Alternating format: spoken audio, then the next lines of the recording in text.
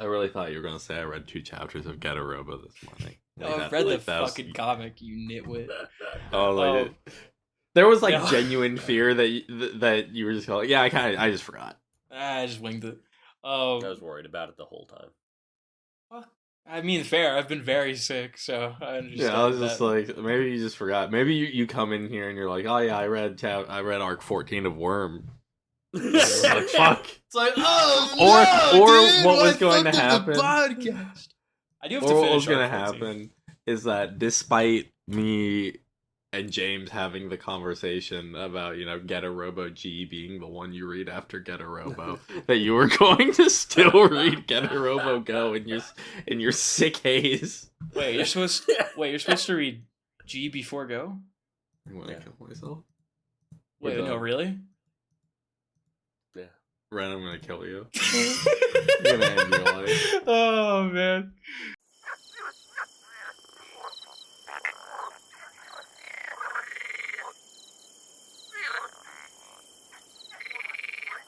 It's time to go. All right. Hello, one and all, and welcome to the Bog Frog Book Pod. As always, I am joined by a young man who really, really, really wants to fight some people to kind of avenge his father, but not really. James. I just love beating dudes up. I think karate should be one way and no other way. Fight for your life. And a villain that I was upset that came in the second series because it's a lot less cool than dinosaurs. Seth! Real. I can't tell which one you're talking about because one of them shows up at the end of the first series, but they're kind of interlinked, kind of. Yeah, but because like there's the villain set up here at the end of the first series, and then there's the villains that show up in the last chapter. Yeah, which doesn't make any fucking sense. I do fuck with the Atlanteans. I'm not gonna lie, I do fuck with the Atlanteans. I like their. Yeah, they got Serpentera. Yeah, Serpentera, dude. Losing my mind. That shit rocks. 200-page final chapter. What the fuck? I have so many questions about that. Oh, it's a lot. It goes down smooth. Seth, you want to speak about our new format before we got going?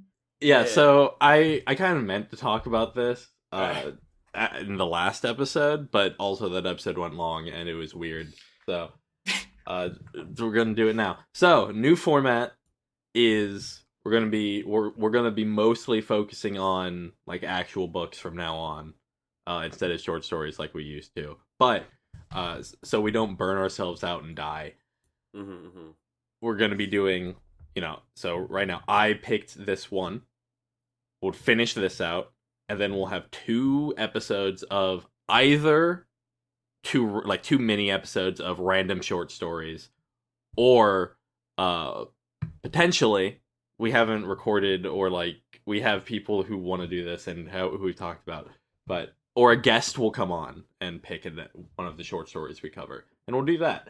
And then we go to, it's Ren next after me, if I'm remembering correctly. Yes, it's the list. It's the same order that's on the docket. Yeah, and then Ren will pick his next book or whatever the fuck he wants us to cover, and then repeat forever until we die. But yeah, I think this will be one. I think our conversations are better about long form things most of the time, and this gives us more time to potentially pursue other things. Who knows? Hard to say. Who knows? Who knows? Who knows? Who knows who that beautiful fighting girl is, though? Alright, so I read the book Beautiful Fighting Girl by Saito Tamaki. Why? I think it's interesting. Well, the real reason is because Hazel talked about it in a video at one point. And it was just like, oh, it's like really interesting. It's a really neat thing to read. And I'm like, okay, I guess I'll read it. It's not very long. It's 172 pages. Huh. Like the main text. There's like some afterwards and stuff I haven't read yet because I literally finished it 5 minutes before this episode started. Oh, nice. So, but Beautiful Fighting Girl. Do either of you know what this is? I do. Like, did either you look? You do? I've heard of this. I have old friend of mine had a weird personal relationship with this. Interesting. What about you, James? I've heard the name spoken, but I'm not familiar with it. Yeah, I didn't know. Honestly, so I have a few opinions on this book. Okay, for those who aren't aware, and also for James, I guess, who is one of those people. Beautiful Fighting Girl is a book written by I think a psychologist. Yeah, psychiatrist.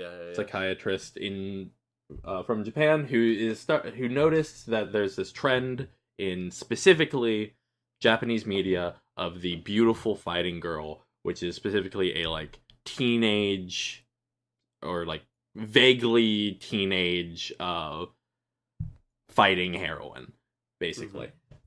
Normally it's also coupled with like a certain degree of sexualization. And Makes he was, sense.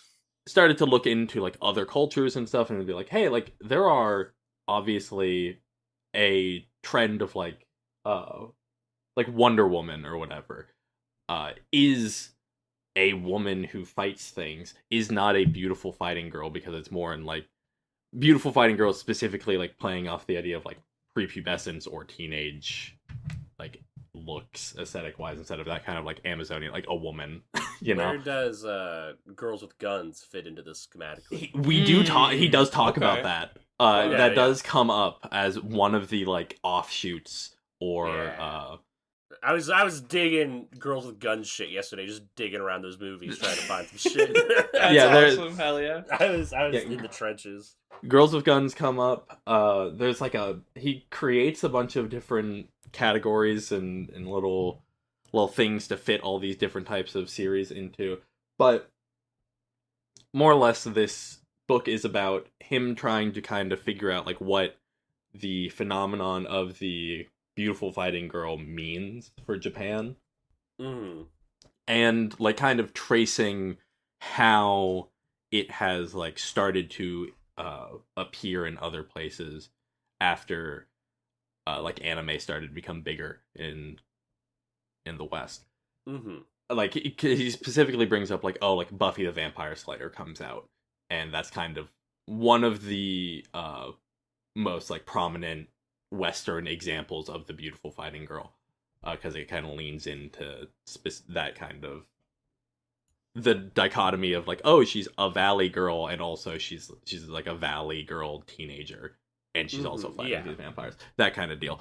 I think pretty much anybody who is like interested in otaku culture shit should probably read this book. I think it's really fucking interesting. It's also really stupid. Nice. Fuck yeah. Some of it posted some shit from it that had us going, what? What do you mean? I the direct quote, if I remember correctly, I can't imagine anybody having direct sexual desire towards Disney cartoons. I just think it's an interesting, and then specifically calling out like, be like, yeah, I can't imagine anybody having sexual thoughts about Minnie Mouse or Pocahontas, which Pocahontas one really fucks me up. Yeah, I don't really like that one. I don't like that those are the two. Yeah, that something he there. Pulls out. But there's a lot of the kind of midsection of this book is a lot of interviews with otaku from the time, which is awesome. Fascinating. Oh, it's so interesting. Best shit. These people were crazy. In like an interesting way. I found there was one that hopefully I can find, because I think about this moment in an interview constantly. Let's see. Good way. I can find. Sure. Okay, I'm gonna read this section from chapter 2, Letters from an Otaku. Does he go into like who this person in particular is? This is just like a guy that he was interviewing via email, and then eventually like met up in person with. Love it. And they're talking about figures, like actual use of figures, which we'll go into that in a moment. Okay. So this is the otaku talking to Saito Tamaki. What do I mean by actual use of anime figures? If this is the sort of thing you're interested in, ask me anything. Your wish is my command. Shifting into Maid Mode. But seriously, Maid Mode aside, for now, we're talking about getting release or jacking off, to put it bluntly. Oh. I think about the dude saying, shifting into Maid Mode to like another human being in front of him. No, dude, I'm lot. thinking about Maid Mode aside. That's really getting me right now. Yeah, we're putting Maid Mode aside. But oh no.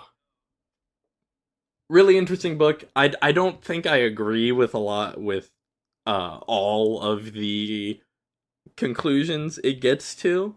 Yeah. But it definitely makes you think about it, and it's just interesting to see somebody kind of go into this side of culture, which is not something that I feel like has a lot of study to it. Mm-hmm. It goes into a lot of like what he thinks the psychology of being attracted to like a fictional character is, like what is appealing about it. And I actually do think the conclusion that he gets to there is really interesting, which is basically the reason that these like archetypes of characters become so appealing, even though there's like blatantly fictional, is because they represent a total disconnect from reality. Very Lacanian. He quotes Lacan a lot.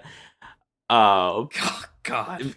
Very, very interesting book. I highly suggest it to pretty much anyone. I thought it was also particularly interesting, like, kind of reading it while going into Getter Robo, just kind of thinking, I mean, not a lot of beautiful fighting girls in Getter Robo. I would argue not a single one. We'll get there. There's a woman for sure. She's there. There's a woman. A woman and a small child who appears out of nowhere 3 chapters in and is not introduced. Oh my god. Speaking of characters that aren't introduced, there's a pretty crazy one. Yeah, there is. But we'll get there. But just, man. You know, being otaku culture being on the mind, Getter Robo being a pretty like big moment in otaku culture. I'm also going to be watching Shin Cutie Honey and Otaku no Video sometime in the near future, so I can kind of think about them real hard. That's a good move. Put them in your brain. Yeah, I also know people specifically say that this is kind of the big brother to the book Otaku Japan's Database Animals. Yeah, that one's been on my radar for a while. I haven't read it, though. That was specifically the context in which Hazel talked about it, was that she has mentioned Otaku Japan's Database Animals a few times in her videos, and then I forget what video it is, I like recently rewatched a bunch of her stuff. She was like, oh yeah, and I also read this, which feels like a pretty significant like companion piece to Database Animals. It came out like a couple years before. I think this came out in 2000. Yeah. The Database Animals came out in like 2005 or something. I do plan on reading that soon as well. Interesting, cool thing. Weird book. Ren, what's speaking of weird? There's a little weird town somewhere in Washington, I think. Speaking of strange. Speaking of otaku, dude. I mean, Twin Peaks, the most influential anime of all time. It's unironically true. That is the bit that's been repeatedly fed back to me. I was like, oh, okay. I believe it. It's true. Just saying. Twin Peaks. Now, Red, before you do this, I want to remind you, we have banned you in the past from talking about TV. So why? This is because you're really bad at it. The fuck do you mean I'm bad at it? It's not that you're bad at it. It's that every time you talk about TV, you hate it. This is also true. You start talking about it and then you get really sad. Okay, that's really fair. So last 2 shows I've talked about have been fucking Stranger Things and Dawn to Dawn, which are really different feelings on the Twin Peaks. This is a moment of redemption. If you can succeed here, you'll be allowed to talk about TV again. Oh, fuck off. Good luck. Good luck, champion. I'm not a champion. I'm an all-star king champion, man.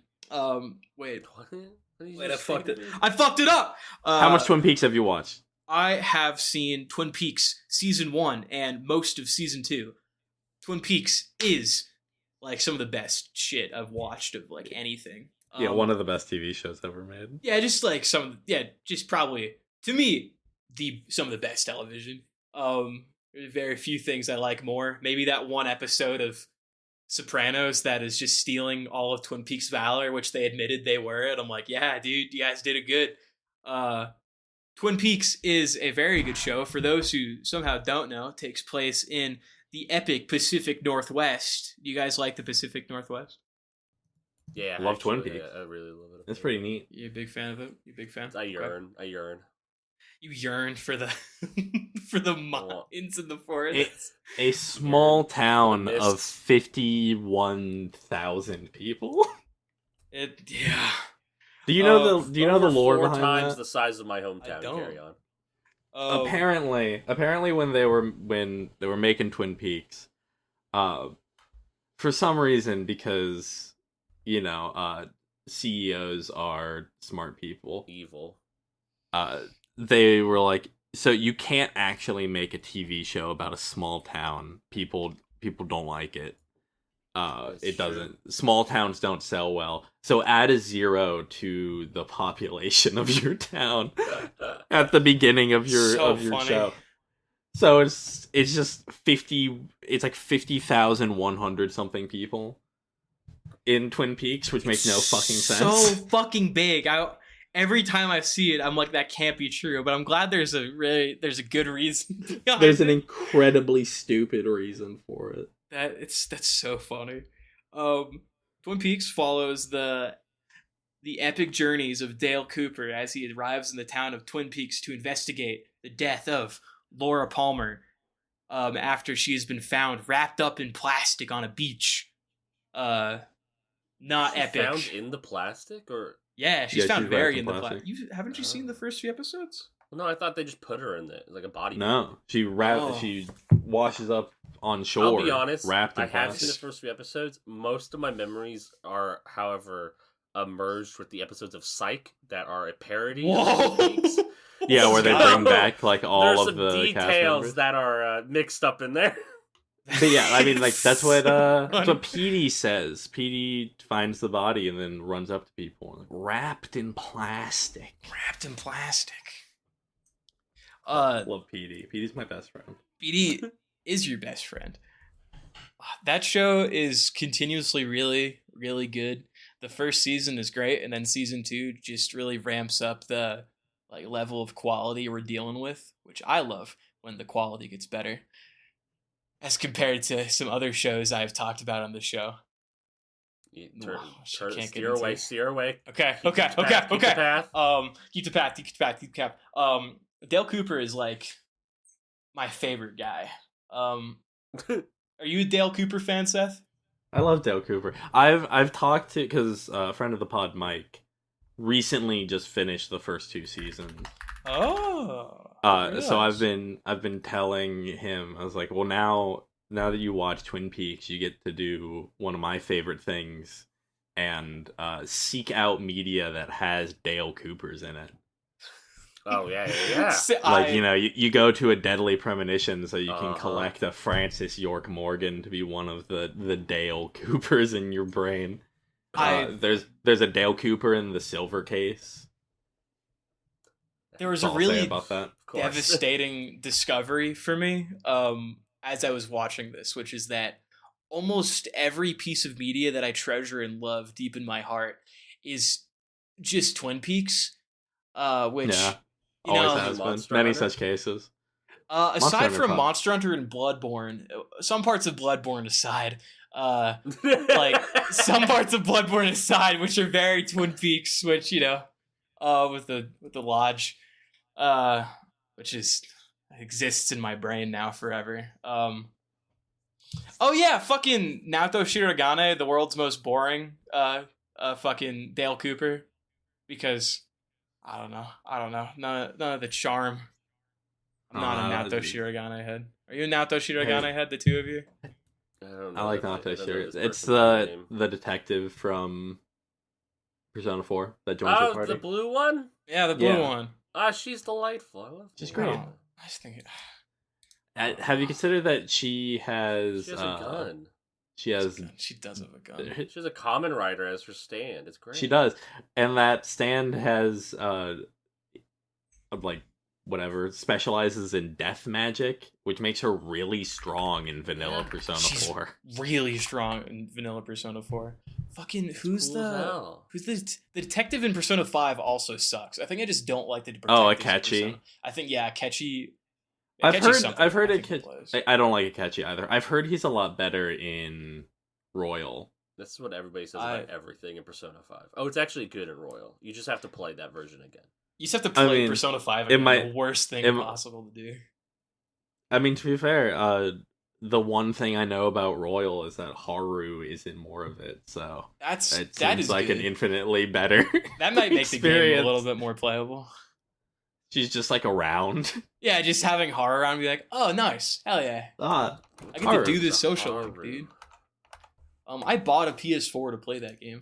Oh, this one, okay. The best one. The only one with like...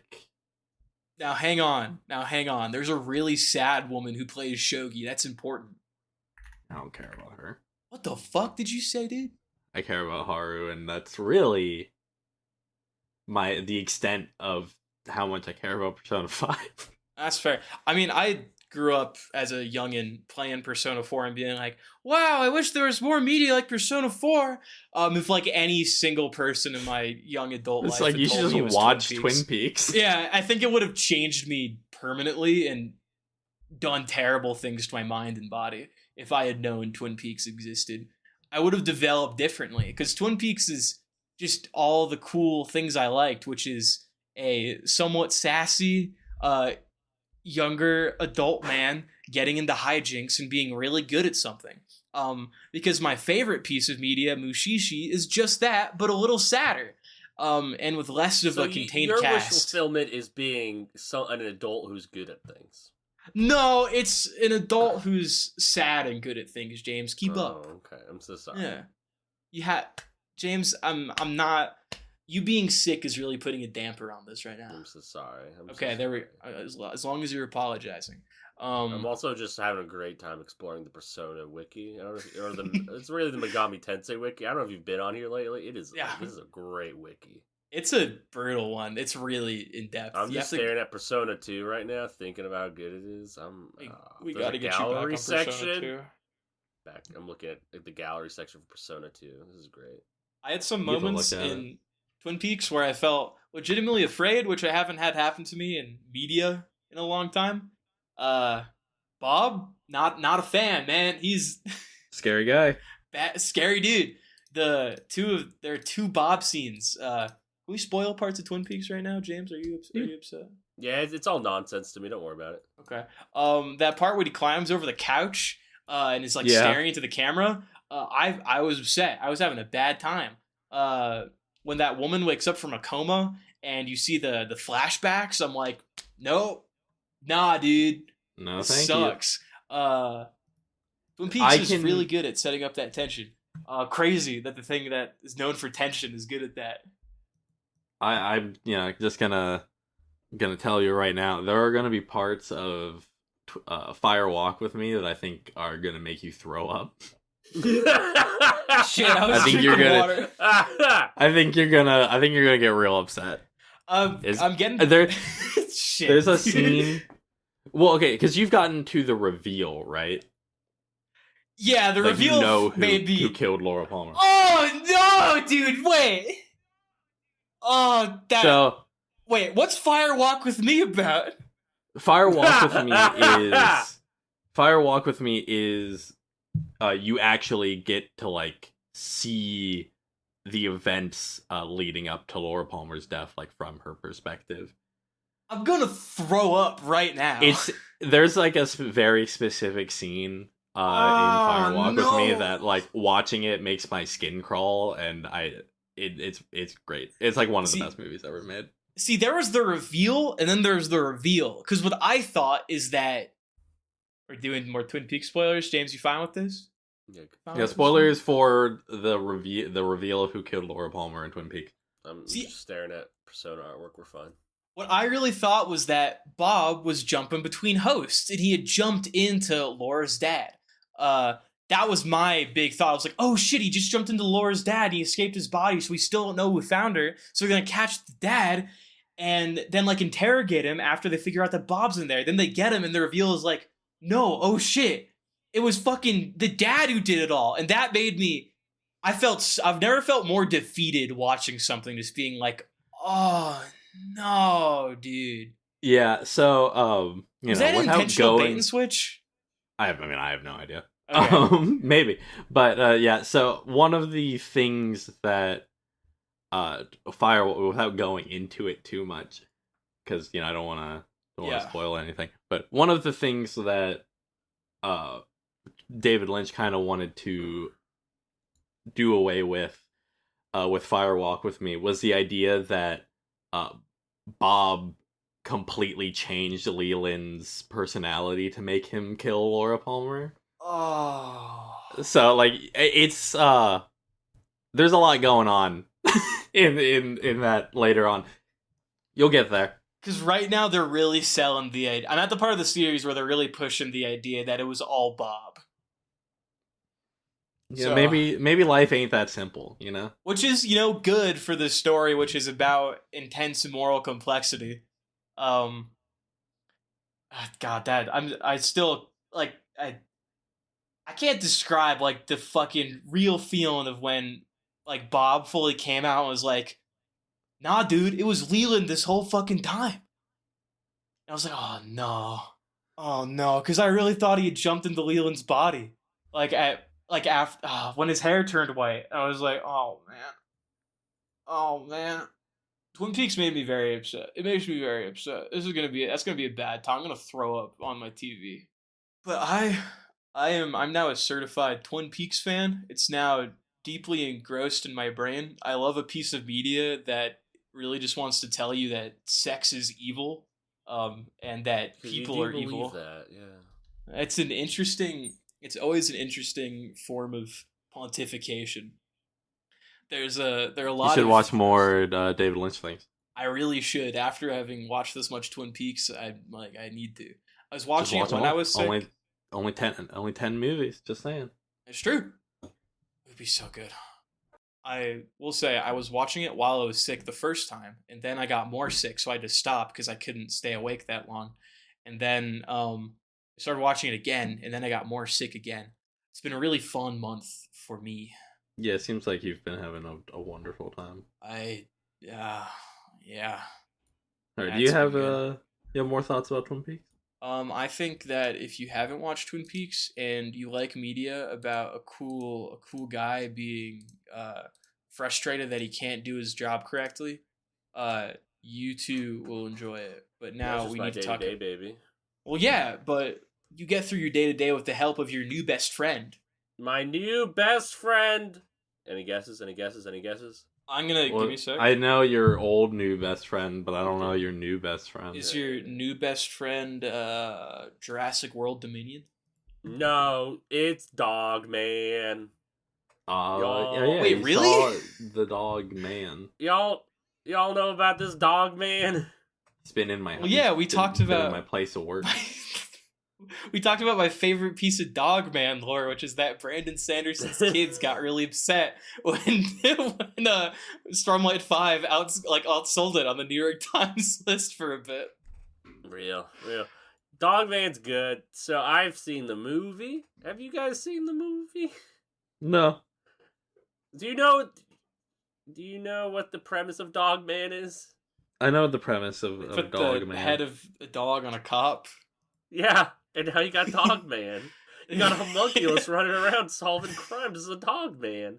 Does he have a His girlfriend left him. No! To be with a cooler guy. And it's explicitly framed that way. It's really funny. So the thing that makes Dog Man a delight is, if you do not know, Dog Man, the book, is an in-universe comic book made by the kids from Captain Underpants. Yes. So it's got a lot of little kid logic and like goofballery baked into it. There's an excellent opening joke where there's two guys carrying a box across the street in the middle of a chase. So of course the box is gonna get hit by the car, right? The box says box of bees. The car hits it, and a bunch of letter B's come out. And I'm That's laughing. good. I'm hooting. I'm hollering. You're I'm yucking hooting. it up. I'm having a great time. And who's in the theater with you? My lovely A bunch partner. of 4-year-olds. My lovely partner was in there with me, and like a few other children. I think I don't know. There weren't that many people at my screening, which was really nice. I hate people. Oh, no. But I was having a great time, just smiling. It looks great, like visually. Everything in this movie is gorgeous.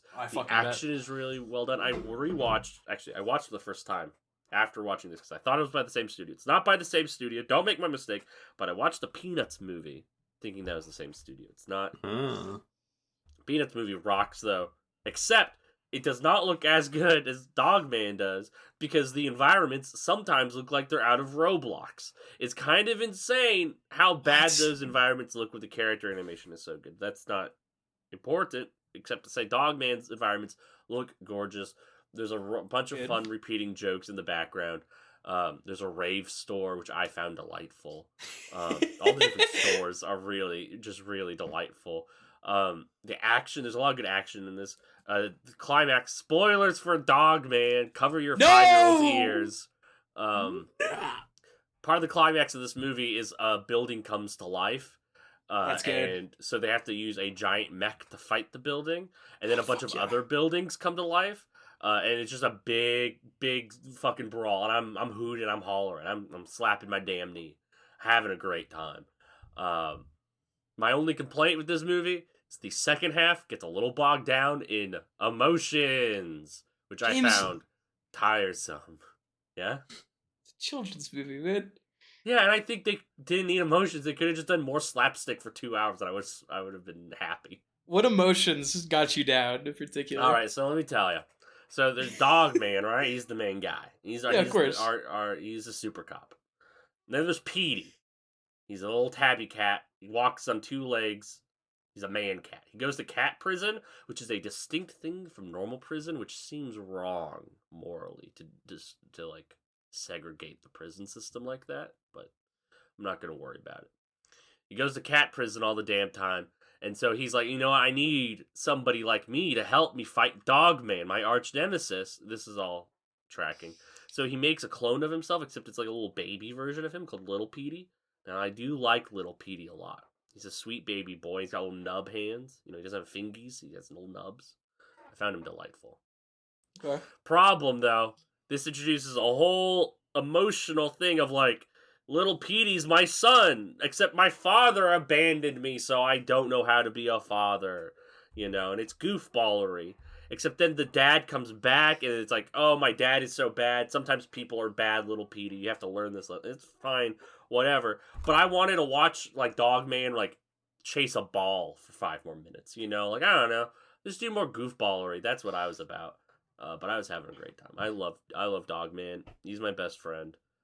His house is bigger on the inside, which is unremarked upon, but I found really funny. That is very good. It's good. It's just he lives in a little doghouse and he goes inside and he's got a 2-story building in there. It's multiple That's really rooms. good. There's a piano. He knows how to play the piano. He teaches little Petey how to do it. It's crazy.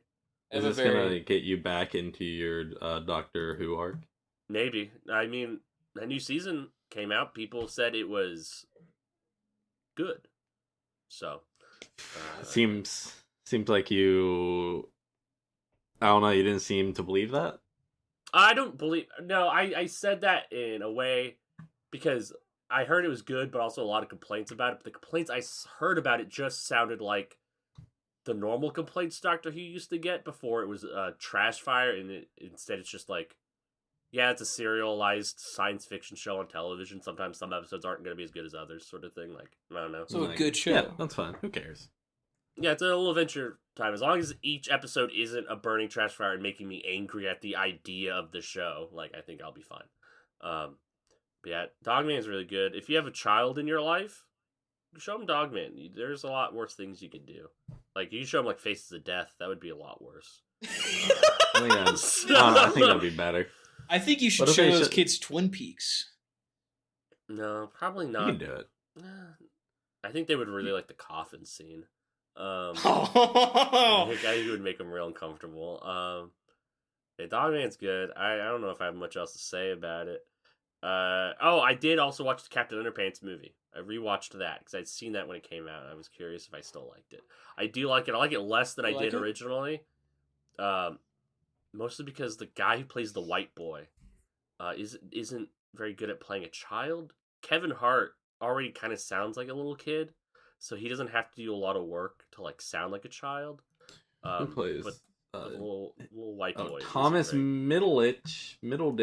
I know this guy. Middle bitch. He was in he's the main character of the Mike Judge show, Silicon Valley. Oh, I like that like show. People, Yeah, people like that show. people It like has Silicon that Valley. one guy in it. what that guy? What's his name? T.J. Miller. Do I know Bad who man. it is? Probably not. Have you And from The seen Office. Have you seen Transformers 4? I don't think so. Well, he's the one who gets disintegrated. Have you seen Deadpool? I saw the first one. Yeah. You know the guy at the bar No. who's Deadpool's this friend. This is the worst podcast ever recorded. You know the Emoji Movie? He's the Oh. main character of the Emoji Movie. James, you know the That- Emoji you know- movie. No, It doesn't matter. TJ Miller's like a bad human being. He's like a bad don't worry about him. All right, I'm gonna delete. Thomas him from my Middleditch mind. seems like a fine person. Yeah, he's fine. He's perfectly mediocre. They James, got Yeah, the seen guy I mean, the you who look plays at him and you're Andy. like, that's a mediocre white boy. Yeah, they got the guy who plays Andy in The Office. He plays the principal and thus Captain Underpants. He's really good. I liked him a lot in that. That movie's fun. Not as good as I remember, but a lot of fun. It still looks great. The animation style on these movies is just really delightful. They even do. Did you guys ever read Captain Underpants books as a kid? Of when you were course. little? Yeah, You know how you would flip the pages back and forth? Yeah, back Do at the Yeah, Flipomatic or whatever. The Flipomatic. There's a Flipomatic section in the movie, which is really cute. Thank God. They make the projectionist go back and forth. Yeah, between the two. No, it's the kids like they put down a book and they're like, to save budget, we have to do it this way. And they flip it Oh, that's back and good. forth. It's cute. Fun. I like it. Go Encourages watch. Go have a creativity. good time. Go spend time with Dogman. You'll have a delightful time. I believe it. Don't come to my theater to watch it. Fuck you. Actually, wait. There's one more great joke in Dogman that I keep thinking about, and that is Petey has to shoot something into a chimney, and it shows there's the chimney, and then right next to it's a smaller pipe that's labeled "not a chimney," and of course it goes into the "not a chimney." And Fuck. then later in the movie, in that building, they're like, "Oh my god, the not a chimney pressure's off the charts. We have to fix this," and that really got me. I like that. Yeah, that's pretty good. Yeah. I'm just having a great time. All right, carry on. Talk about being cucked, Seth. All right. So I watched 2 days ago. So yeah, the 28th of February, I watched Mobile Suit Gundam G-Quacks. The How it's beginning. pronounced? That is how it's pronounced. That was That G-Cuck. sucks. No, people have been saying G-Cucks because it's funnier. Well, yeah, but that's also like how it looks. G-Quacks is insane. Yeah, Is it a when they duck? say it, no, when they say it in the thing, it's like QG. It's GQKWAK or what? I don't know. This is the Whatever, new carry on. Gundam thing. The new Gundam, Looks directed good. by Tsurumaki, the guy who directed Die Buster and half of End of Evangelion and Yeah, a lot more FLCL and Dragon Dentist and I like that one. like half of all of the Rebirth films, the rebuild of Evangelion films. Tsurumaki is Ano's protege, if this hasn't become clear. He's his guy. He has been working with Ano for a long time. Ano also did some planning on this. People have been really centering Ano in this whole conversation about this thing, Yeah, it's but like- just like- seemingly Yeah. he's not very involved. He's involved in the planning of the thing, but I don't think he is like super involved. This is a Tsurumaki joint. This is 100% a thing made by the guy who did Aim for the Top 2 and also FLCL. There's a scene which I pointed and laughed and clapped my hands like a seal. Clapped like a damn seal, yeah. Where a character is looking something up on a phone, and it says Fullypedia on the top. So, yeah, I get it! I'm like, that's the thing I know! It is also written by Yuji Inokido, who was the scriptwriter for a lot. Has been with Tsurumaki for a while. Oh my god, he wrote Redline. Yeah, he wrote Redline, he wrote FLCL, wrote a lot of Revolutionary Girl Utena, wrote a few episodes of Evangelion, wrote a bunch of Sailor Moon stuff. Been around. Wrote 26 episodes of Ouran High School Host Club. That's why. Dude's been all over. Been writing Bungo Stray Dogs, apparently. Been doing the series composition for Bungo Stray Dogs for basically the entire run, apparently. What? What an incredibly funny name. Isn't it? Bungo Stray Dogs? Bungo Stray Dogs. Kido Senshi Gundamu G-Cux is... I hate you. Shut the fuck up. Sucks. Is an alternate timeline. It's kind of a what-if scenario for the Universal Century, which is the main timeline of Gundam. Yeah, you said something I saw. You said this is what I thought all Gundam AUs were, and I'm curious what you meant by that. Because I don't know. I know nothing about G-Cux. I saw the initial trailer and thought that looked cool. I didn't even know the staff on it. I'm now a lot more interested in it. So I don't, vague spoilers for this. So this thing that I saw is, I believe it's just the first couple episodes kind of like stitched together. Seems to be what it is. I don't really know how these episodes are going to work as television necessarily. Yeah, apparently it's the first 3 episodes specifically, according to Analyst. Okay, so I imagine the first episode is probably like a 40-minute special then. Because when I was pitched Gundam as like a burgeoning anime fan, and I heard about the AUs, what I always assumed that the AUs were like what if scenarios in comics or like Elseworlds, where it's here's like the basic idea and then something key changes and here's the ramifications of that. Yeah. Normally that's not at all the case. No, not even close. That is, yeah. None of it doesn't matter in anywhere else. But in G-Cux, the basic conceit, the first 40 minutes of this thing, vague spoilers for the first 3 episodes of a show that isn't out. The conceit is that Char finds the Gundam before it ends up on the colony that Amuro is on. Okay, so before it's even shipped on to side whatever. That's okay. So he intercepts the Gundam and gets a hold of it. So Amuro basically doesn't exist. I mean, obviously he does in the sense that he's a human an alive being. Person, but he's he's a person that existed, but he never got to, he never got a hold of the Gundam. Char got to gain power and use that power to fight against the actual Principality of Zeon to get his revenge a lot easier. And then something happens where Char's new type stuff awakens and a bunch of bullshit happens and he disappears. Char disappears into the aether. Okay. And unknown amount of time later, I don't remember how many, there are these 2 girls, Amate Yuzuhira and Nyan. Who Nyan is a courier who is taking what's the operating systems basically, or psychocomp, which is the thing that the reason that in 0079 in the original Gundam, the reason that the Gundam is so powerful is because it has psychocomp, which is a computer program that basically lets the machine read your thoughts, so it is acting based on that as well as your it works off of new type ability basically. This is so it much. Is to I thought the utilize Gundam was good because the metal was good. Like I thought. That's also true. Okay. Gundamanium is also true, But That's what I also, always one of assumed it was. Temray, Char's father, made the Psycho Comp, which lets you basically just react faster in the Gundam by using the power of the new types. Has been giving these two people to fight in unauthorized mobile suit battles. Mm-hmm. And one of the main characters is like, hey, I want to do this. I want to do this thing. So she like follows Jan around a bunch.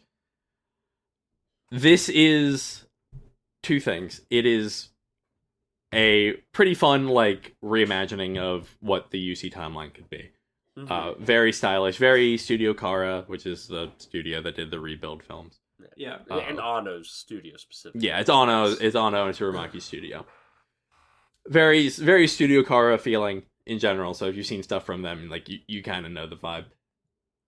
But also this is the third Gunbuster. Okay. They've been Nice. threatening. Cool. All right, They've been yeah. threatening aim for the top 3, which is not real. That's never happening. That's Gainax not is not a real company anymore. Yeah. They've been teasing them forever. This is it. Like, all right, I'm in. the relationship between the two main characters is very reminiscent of that. I mean, Amate, which is the main character, I'm looking at him now. Yeah. is very, very much Noriko or No in Gunbuster and Diebuster. It's so much fun. I am so excited to figure out what the rest of this show is going to be. I can't wait. I have Haru with his little beanie on. I love Haru so much. It's so good. That's my best friend. But yeah, I didn't the first like 40 minutes of this. I can look them up. Is basically just all alternate history UC stuff, which I was eating up because I'm a freak. I think you'd be happy to know I did text friend of the pod Hebe the other night, and I was like, Hebe, why did Zeon do all that? Like, why did they defend? Like, I don't actually understand. I was it's complicated. Yeah, they gave me a pretty good rundown. I was like, thank you, Hebe. Yeah, something that's annoying about Gundam things that aren't just made by Tomino, which I can't speak about like all the AUs, but I'm speaking strictly about like UC things. Yeah, sure. That aren't done by Tomino. Is that they really simplify the idea of Zeon. Oh, I believe it. Or just like the idea of the conflict of the 1 year war in general, to do like a both sides bad type thing. Yeah. Which always fun. Yeah, which is like, it becomes immediately problematic when you're dealing with Zeon since they're explicitly based on Nazis. Textually, look at 'em, man. You can look at them, and then also there's scenes like Gear and Zabi being like, I'm kind of like Hitler. Yeah. But also I think it just it simplifies it in a way that makes it less interesting. Yeah, I think the reason that the reason that Gundam is interesting is that is not simply a like there are good people on both sides. It's like it doesn't really matter if there are good people on both sides. This is this war is a terrible thing, and every civilian is the loser. That's everybody who isn't at the top is the loser here. I think about that episode in 79 where the mother is trying to get back to her dead husband's hometown and like leaves White Base, and like some Zeon soldiers help her, and they're like, I wouldn't go that way, there's nothing out there anymore. She's like, oh no, I know how to get there. And so she finally gets to his hometown, and it's a crater. It's gone. Like, it's gone. There's nothing there anymore. That's the end of the fucking episode. It's like, oh my god. Yeah, it's just like it's bleak. It's I've been really itching to rewatch Original Gun because I never finished it. I got about halfway. Really good. Where White Base meets up with the Federation and everything, like episode 26 or whatever. And I just haven't ever finished it since high school, and I'm like, I should just do that. I've never gotten through a piece of Gundam media. I think I like really if good. I think you would enjoy at least the original series. I think especially since you're such a big Ava fan, Like, just making, at the very least, watching the recap films of the original series. If you have the capacity within you to watch the show, I would always suggest watching the show. I think it is just better. But the recap films are really good movies, and they give you they give you what you need, like, fundamentally, at the very least. You'll understand Gundam a lot better. The episode, Ren, where Amuro meets his mother again for the first time since the war. That would be like a core thing in your brain. I think that'll be like one of the things that sticks out in your brain like forever.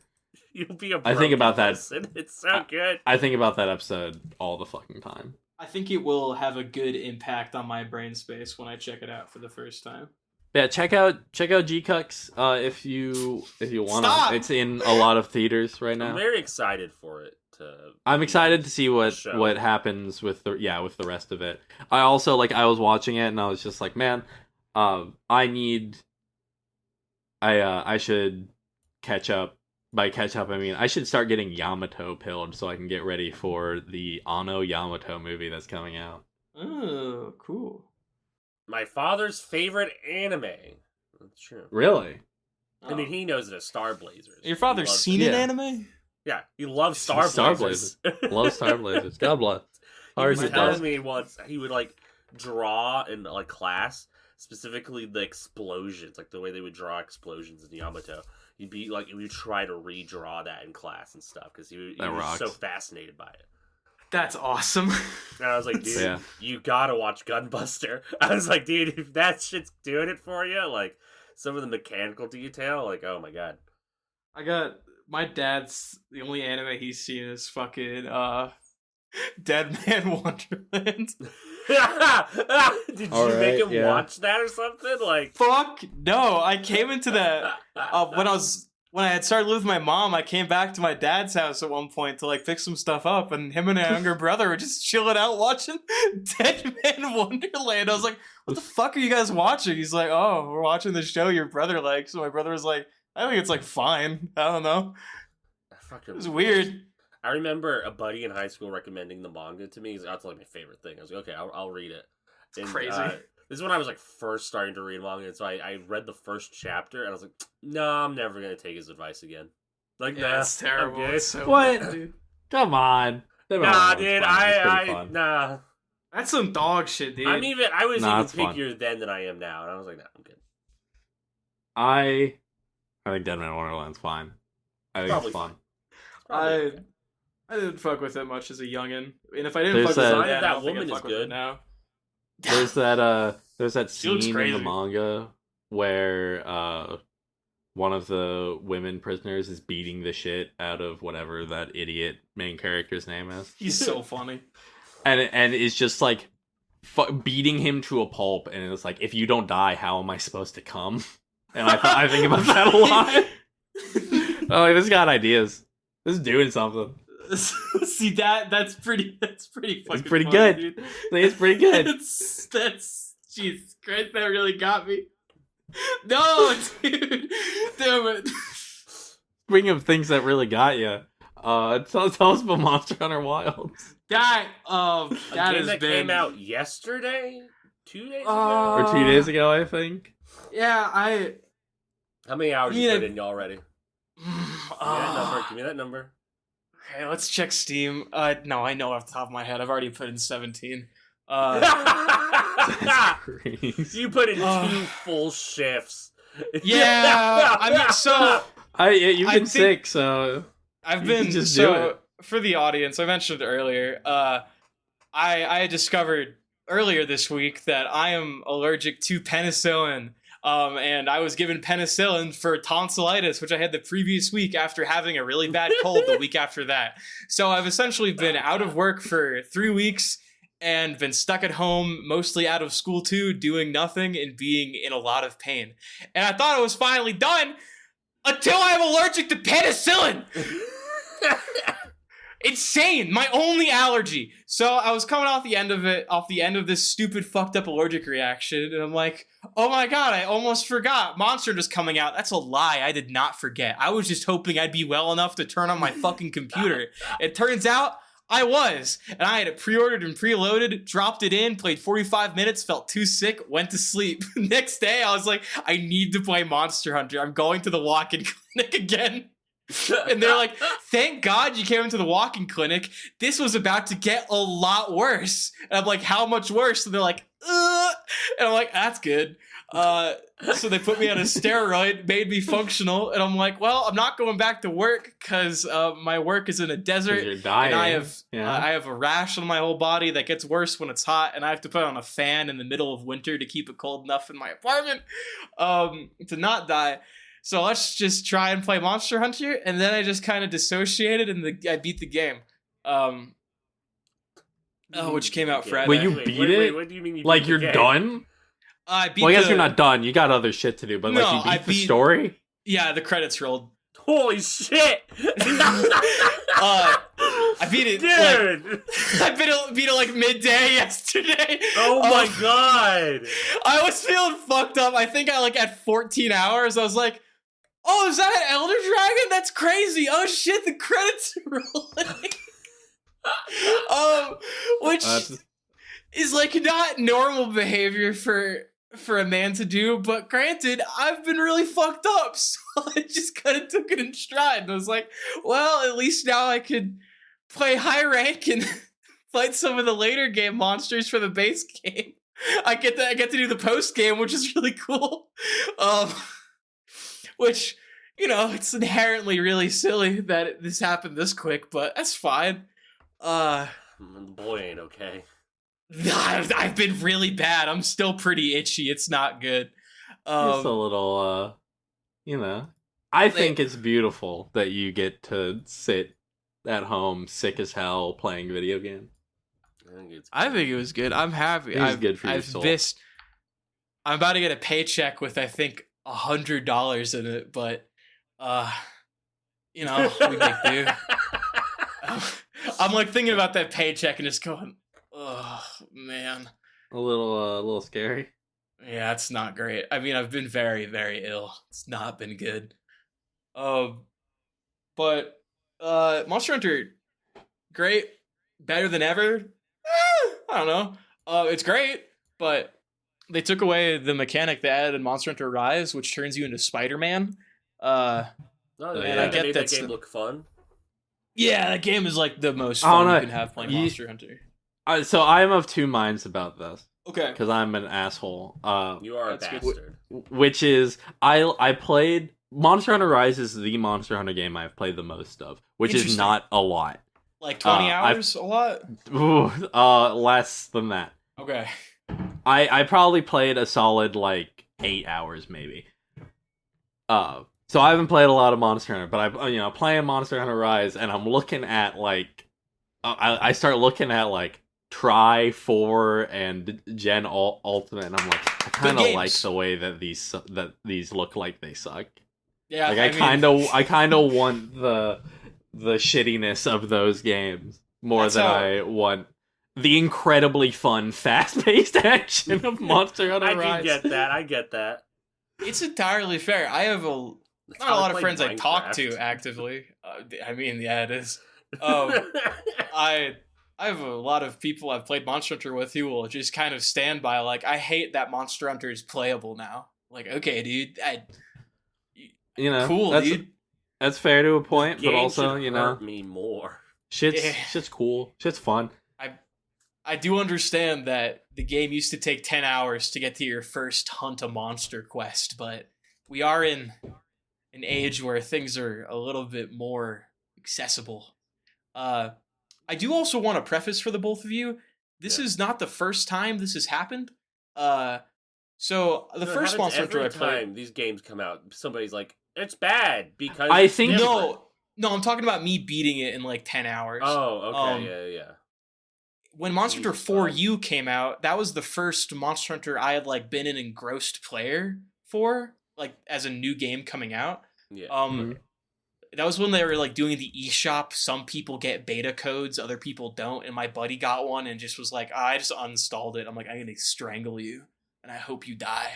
And then it came out, and my buddy was like, how was your weekend? I was like, oh, I beat Monster Hunter 4U, and he was like, why? And I was like, I don't know. we're 12. What else are you gonna do? He's like, oh, he still brings that up like frequently. It weirded him out. I was like, oh, well, this is a normal behavior. Funny though. I didn't do that for World. I was very mixed when World was coming out. I didn't know if I'd like it, and I put like 400 hours in that game for my lovely partner, and they have Imagine. never played it on the console I bought it for them. They never touched World. I think they've played it on PC now, but they haven't played it on the console. When I was like, oh, I got a PlayStation 4. I bought you Monster Hunter World, by the way, so you can play that when you want to. They've never done it.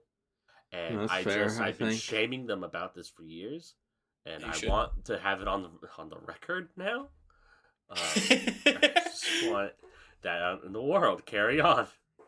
I will let your partner know this. Yeah, I'm gonna let them know. Also, I'm like, hey, just so you know, your great shame is on the internet now forever. Someone just bought the Monster Hunter Wild, so now I get to. Yeah, I think that's what they're playing. Right. I think they're playing Monster Hunter Wild right now.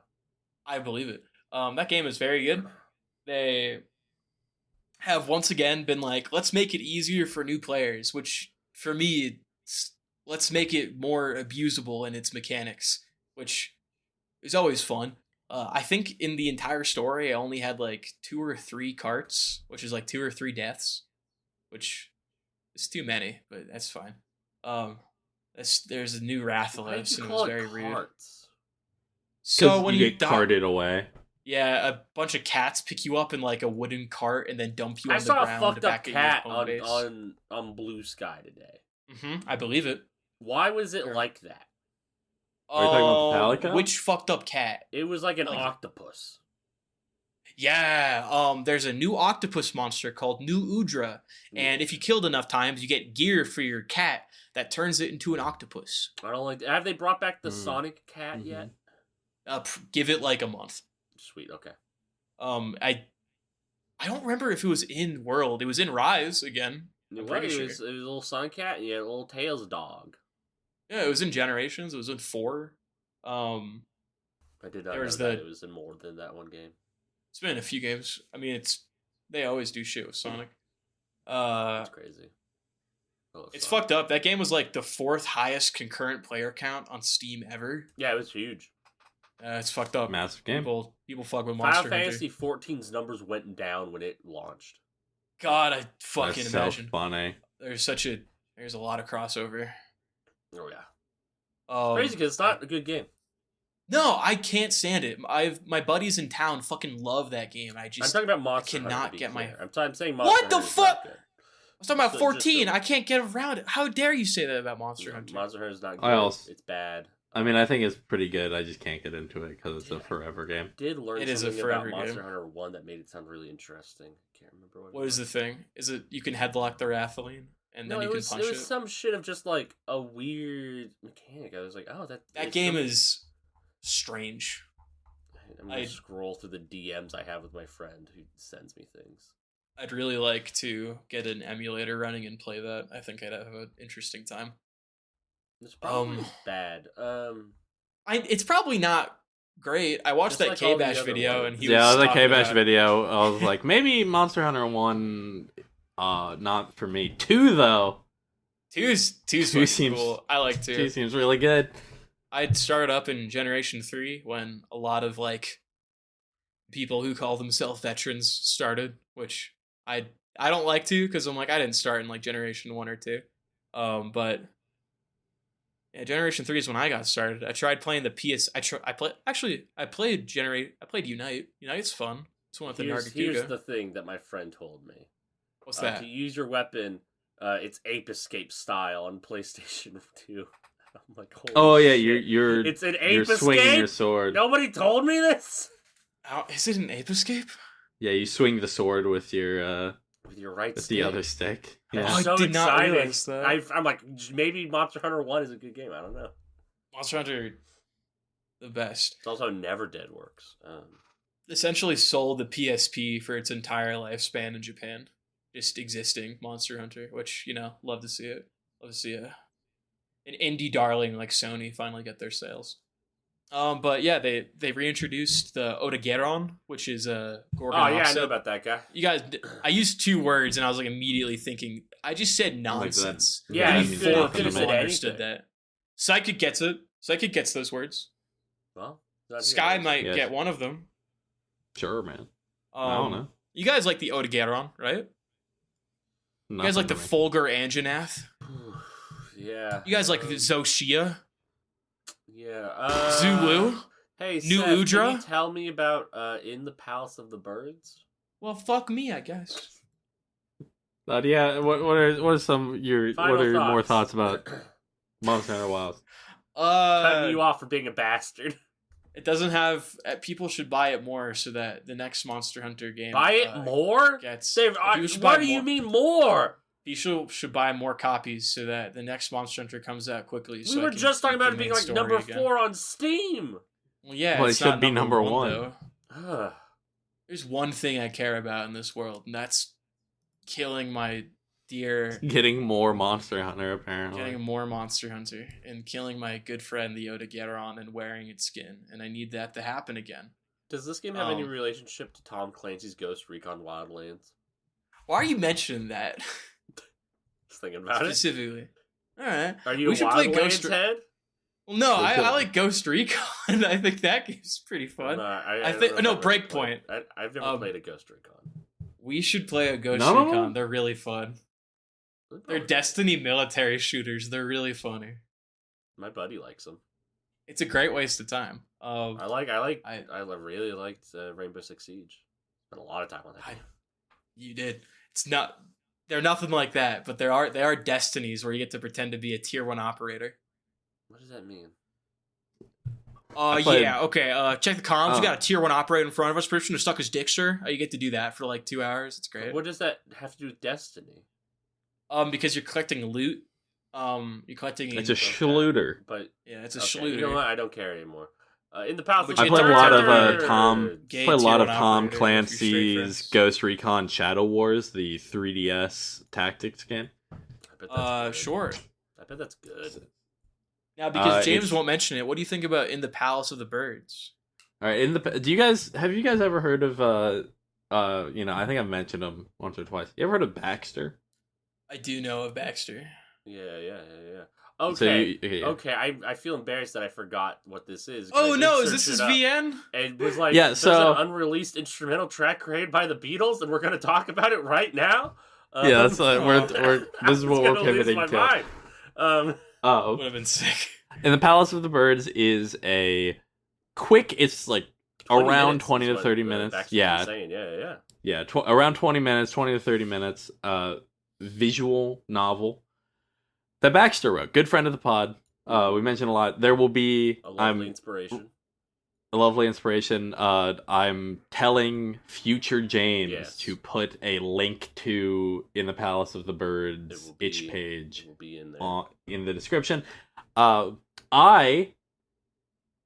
Full disclosure, I helped test it. I helped do a little quality assurance on this game very quickly the day before it released. But that means I got to read it a little bit. I read the full thing and then did I would a hope you few do the other full thing random and be bits. pretty shit QA tester. Yeah, I just booted it up. I switched between full screen and windowed a few times, made sure Oh, it yeah, didn't crash, and functions. I shut it down. Yeah, it's fine. I was like, yeah, whatever. And the Palace of Birds is a lovely little VN Okay. where you are somebody who is in, I guess, kind of like a sleepover type scenario. It's hazy and unclear. Where you're playing a game that's also a story, where you're kind of participating in making a few choices. If you've read any of Baxter's writing, which if you're listening to this podcast, you better what the fuck you are better you be doing? subscribed to Sunduku Diving. Please. Baxter's lovely blog. If you've read any of his writing, you probably know it's pretty good. If you've read any of his fiction writing, which he's released a few short stories, you would also know. Quite good. It's very like I really appreciate the way the conversations are like structured like rhythmically. There's like some repeating things that happen over and over again. The way that the three characters, which kind of like talk to you like they're like a Greek choir, I love that. or chorus, you know. I'm thinking of Aiko and Biko from Revolutionary Girl Utena, the shadow girls who talk about gossip in the school in the middle of episodes. That's what I'm thinking of. Always good. Also, because I know I can recognize this, and Baxter has been going through it.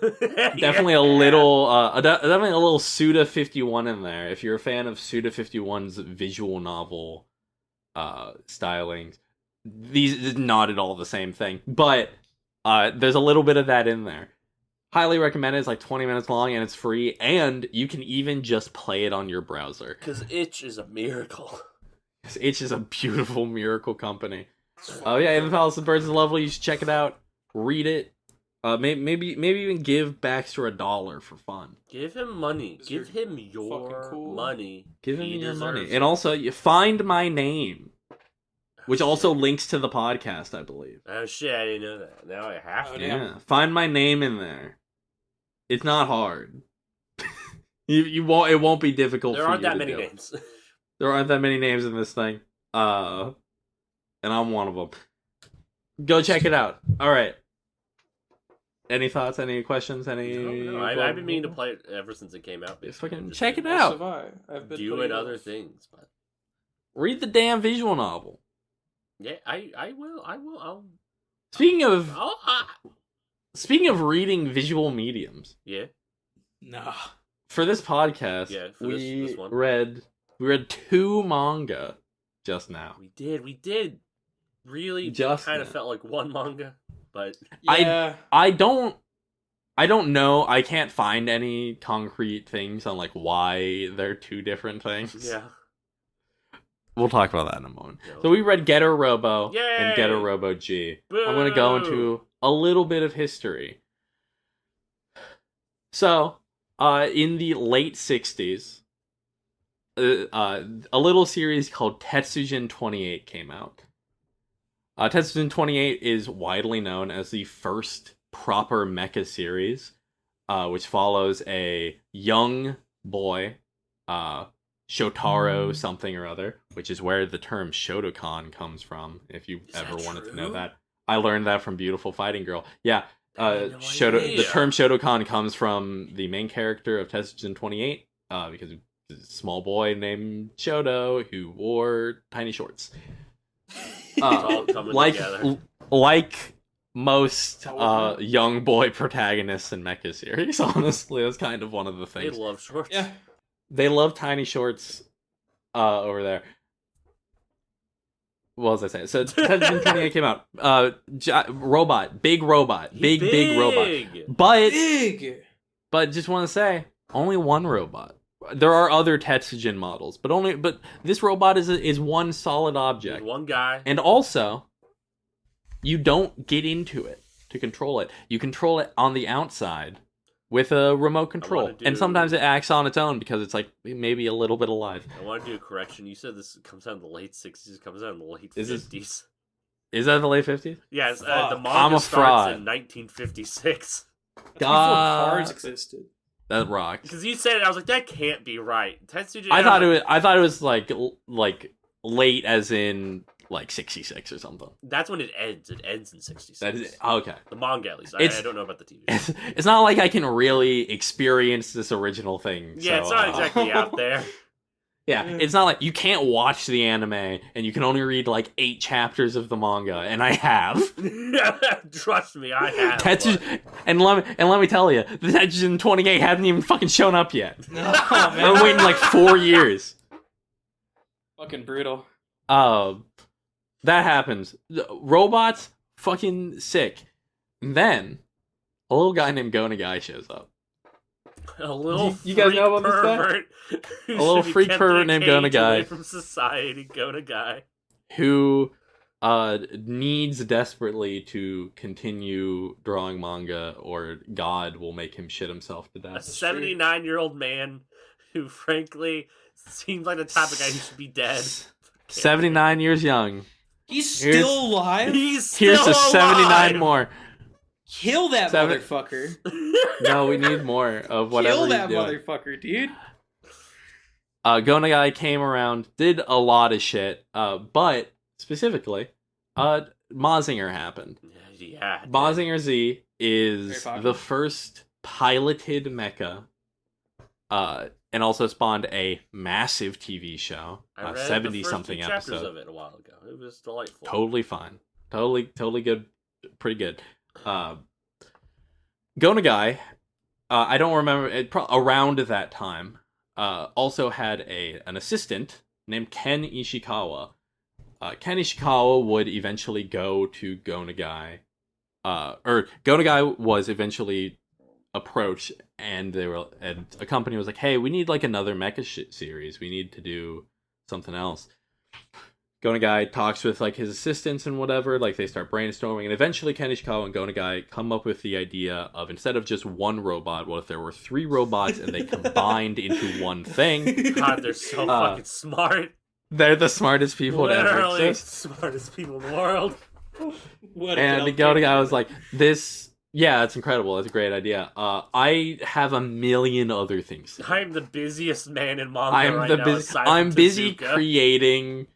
I'm busy creating the concepts of ecchi and of creating the most perverted magical girl manga of all I'm time. busy Sorry, creating. I'm trying to lay the culture right foundations, now. buddy. I'm trying to inspire Berserk and Evangelion in like every OVA ever, apparently. Just It really anything, does anything sound you've like- ever heard of.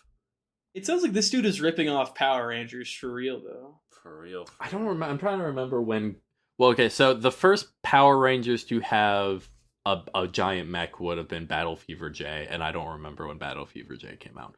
But I tell you. I'm pretty confident it was after Getter Robo. I think I've done this. I've had this argument with people, not with people. I've had this argument in the shadows while talking with a friend of the pod, Hebe, about other people making stupid claims about the influence of old Super Robot. Whatever. I've thoughts about the I'd term be Super shocked if Robot it now, didn't by the come way. out after all of this. I would also be shocked. I'm pretty confident it came out. Ken Ishikawa basically got the reins to do Getter Robo and did the damn thing with some help from Gonagai, which I think is pretty, like, you can definitely tell that Ken Ishikawa was a Gonagai assistant. Yeah, I actually had, when I first started reading this, I thought Gonagai had drawn it. Because it just That's looks- also what I thought, did and then when I read this in 2020 or 2021 or whatever, Mhm. Initially, I also thought that, and I tweeted about it, and some guy who is obviously name searching Getter Robo on Twitter, Real. Fuck yeah. like came in to be like, actually, this is not true. Like, this is just what his art. And What a as I have read champion. more Ken Ishikawa, I can tell the difference between Ken Ishikawa drawings and like Okay. early Ken Ishikawa stuff and Gonagai stuff. I think there's like some pretty significant stylistic things that, like, I think Ken Ishikawa is a better mangaka, like on like kind of a fundamental level, than I think Gonagai is. I think I agree with that, actually. There's some, like, panel stuff going on. Yeah, And, like, just, like... I think the way that like characters are drawn is like much more fluid and like Yes, the pose. there's a lot more I was thinking a lot of, movement. like, the thing that Jack Kirby talks about of, like, I'm not a better artist than other people, but I get the pose right, sort of thing. Like, the poses in this are just outstanding. I was losing my But mind. Ken Ishikawa does get a robo, and nothing was ever the same. Ken Ishikawa also did a few things before this. He did a Ultraman Taro manga. Yeah, the cover of which rules. It fucking looks incredible. Can't read it. Apparently, it's insanely violent. Ah! Did some other stuff. He did a manga called The Southern Cross Kid. I think he did a Cutie Honey fan manga, or like he did specifically like he's doing another manga based on a Gonagai thing. Yeah, he I did, can't remember Cutie exactly which Honey, one. The Another. I'm looking at. Yeah. Oh. I've not read that one yet. It is translated. But Ken Ishikawa did Getter Robo and Getter Robo G, and Mecha has never been the same. So, what happens... I'm going to do little things between it, because there's like some pretty significant jumps in between each one. So, like, for each episode, I'm going to like update what's going on in the world of Mecha and Ken Ishikawa. Oh, hells yeah. Sick, hell yeah. What happens in Getter Robo and Getter Robo G? So we start out. So we are reading the Getter Robo Saga release, which you guys probably noticed and were maybe a little confused at certain points in this manga, where suddenly the art looks really different. I will be honest. In Getter Robo 1, the first time it happens, I just skipped that chapter. And I was like, well, that's not. I was like, well, that's not a. That's obviously was put in later. I'm not going to read that. And I skipped It was put in later? You should just read it anyway. It's pretty good. I did read the epilogue that's added in G. In is it G that I think adds an little epilogue that's obviously added in later. I like that one a lot. Yeah, I like that. So we're reading Getter Robo Saga, which was basically Ken Ishikawa putting together all of the Getter Robo series into one package, and also adding in some little bonus sections to kind of like flesh out some ideas and set the groundwork for some stuff that would eventually become more of his passion later on in life. Getter Robo starts with the creation of the Getter. We see the beginning of, we see the basic the components of the Getter before like all of the stuff gets brought on. Satome looks fucking crazy. We see some people getting attacked by some. So we get some people getting attacked by some dinosaurs, and Miss Dr. Satome. I love of the Satome Institute. I love Satome so much. I love that's like, also need... not the first time Gonagai did an insanely evil-looking scientist who's just like a guy. Because that's the dad He's like a dude. Mazinger also. And Mazinger is like, it's good to have a trope to continue with. I mean, you know, this is Ken Ishikawa's doing. I don't want to put all this. He loves it. From what I understand, basically, Gonagai's main input into Getter Robo was Ken Ishikawa going up to him and being like, so this is kind of like my idea. And then he'd be like, cool. Cool, go for it, bud. Like, yeah, do whatever. Because Ken Ishikawa and Gonagai were, like, best friends. Yeah. Gonagai considers him his best friend and, like, closest ally. Mm-hmm. But this is Ken Ishikawa's baby. There is very little, like, actual Gonagai shit in here. As far as I can tell. I don't think anybody, like, 100% knows the exact things. But for the most part, it's basically Gonagai is a story consultant. And I think maybe helped design some of the robots. Mm-hmm. But, like, you know. Satome is like, we need somebody to pilot this gosh darn robot I just built. And they're like, well, what about all these guys who have, like, credentials and like are like sane human beings to some degree? He's like, no, I heard that there's this feral child this wild ass going around boy. beating the shit out of it. And then we get introduced awesome.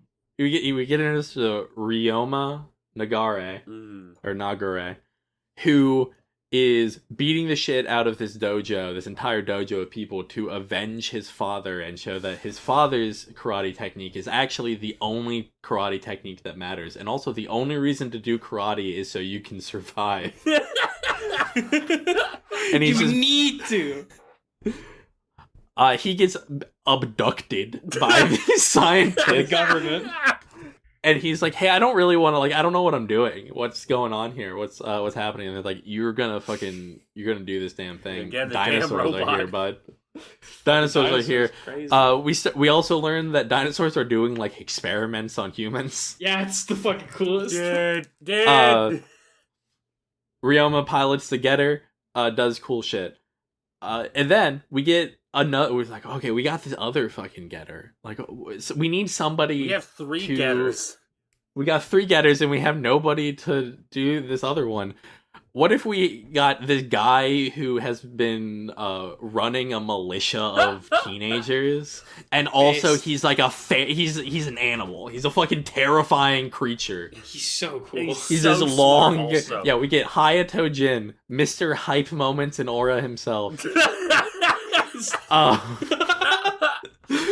Who is everything that Ryoma isn't. He is conniving, he is very smart, he's like lean and wiry. He fights with like his very nails in that first appearance. Like he looks scraping like his an faces animal. off. He's just ripping, and he's smart, but he doesn't seem to have any like formal like he's not disciplined in the way that Ryoma is to a degree. He's just like he's feral is how I would describe it. And then we get a bit later, jumping ahead. Most of this stuff in between all of this is basically they fight some sick fucking dinosaurs. fights. They fight some dinosaurs. mechanized so cool. dinosaurs, Mechasauruses. Love them so Eventually, much. we get my lovely baby boy. Yes, man who has been in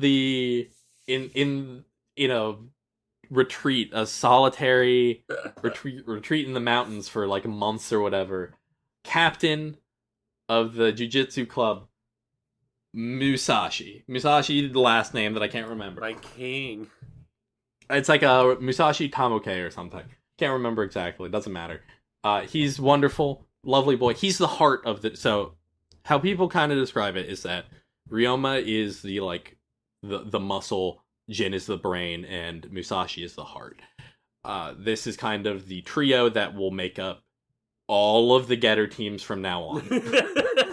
This is the thing. You need a strong guy. You need wiry, smart guy. You need really cool fat dude.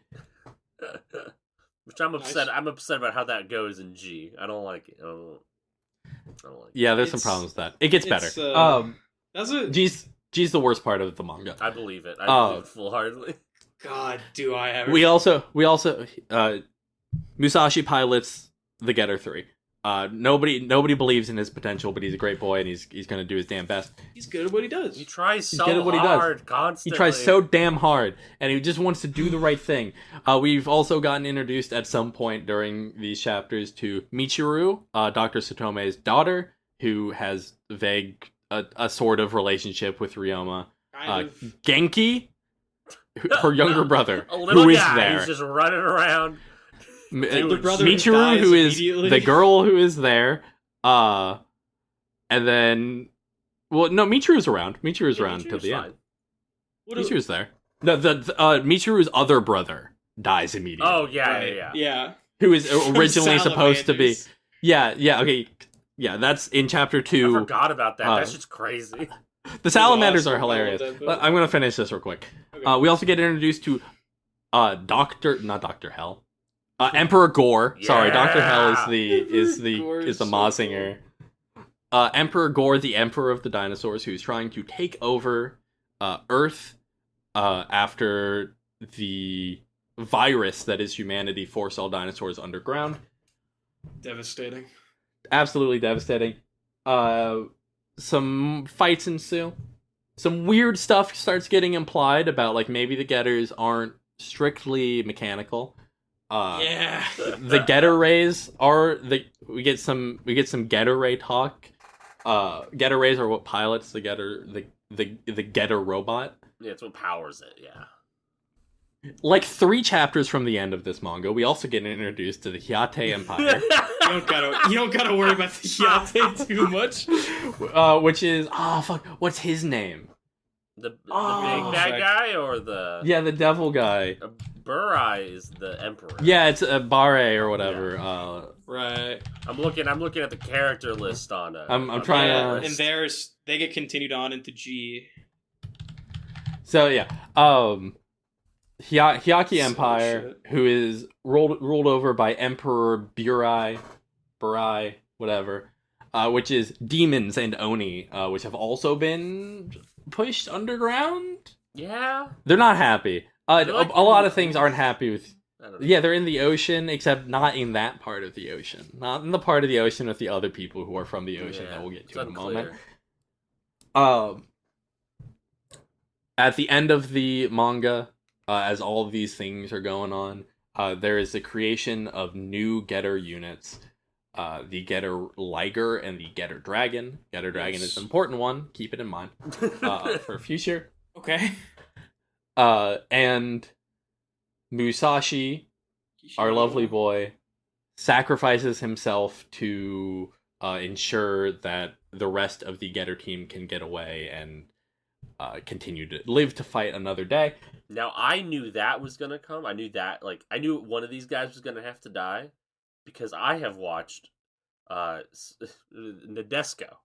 And in that, a Getter Robo clone show is plot critical.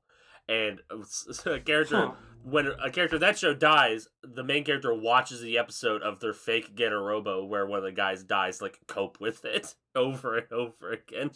That's how it goes. This was a huge moment. Yeah, I believe it. The death of Musashi was a pretty huge moment. He does the thing. He sacrifices himself so people can get away. We get the reveal. We get to see Ryoma and Jin and Hayato fight using the Getter Liger and the Getter Dragon. They defeat the Dinosaur Empire, who goes underground again. Under the leadership of Lieutenant Bat. Yeah, Lieutenant Bat, who it looks exactly like Devilman. He looks so cool. Yes, he does. He's wonderful. They go back underground to maybe be seen again. We also get a lovely chapter about a lovely bonus chapter. I like this.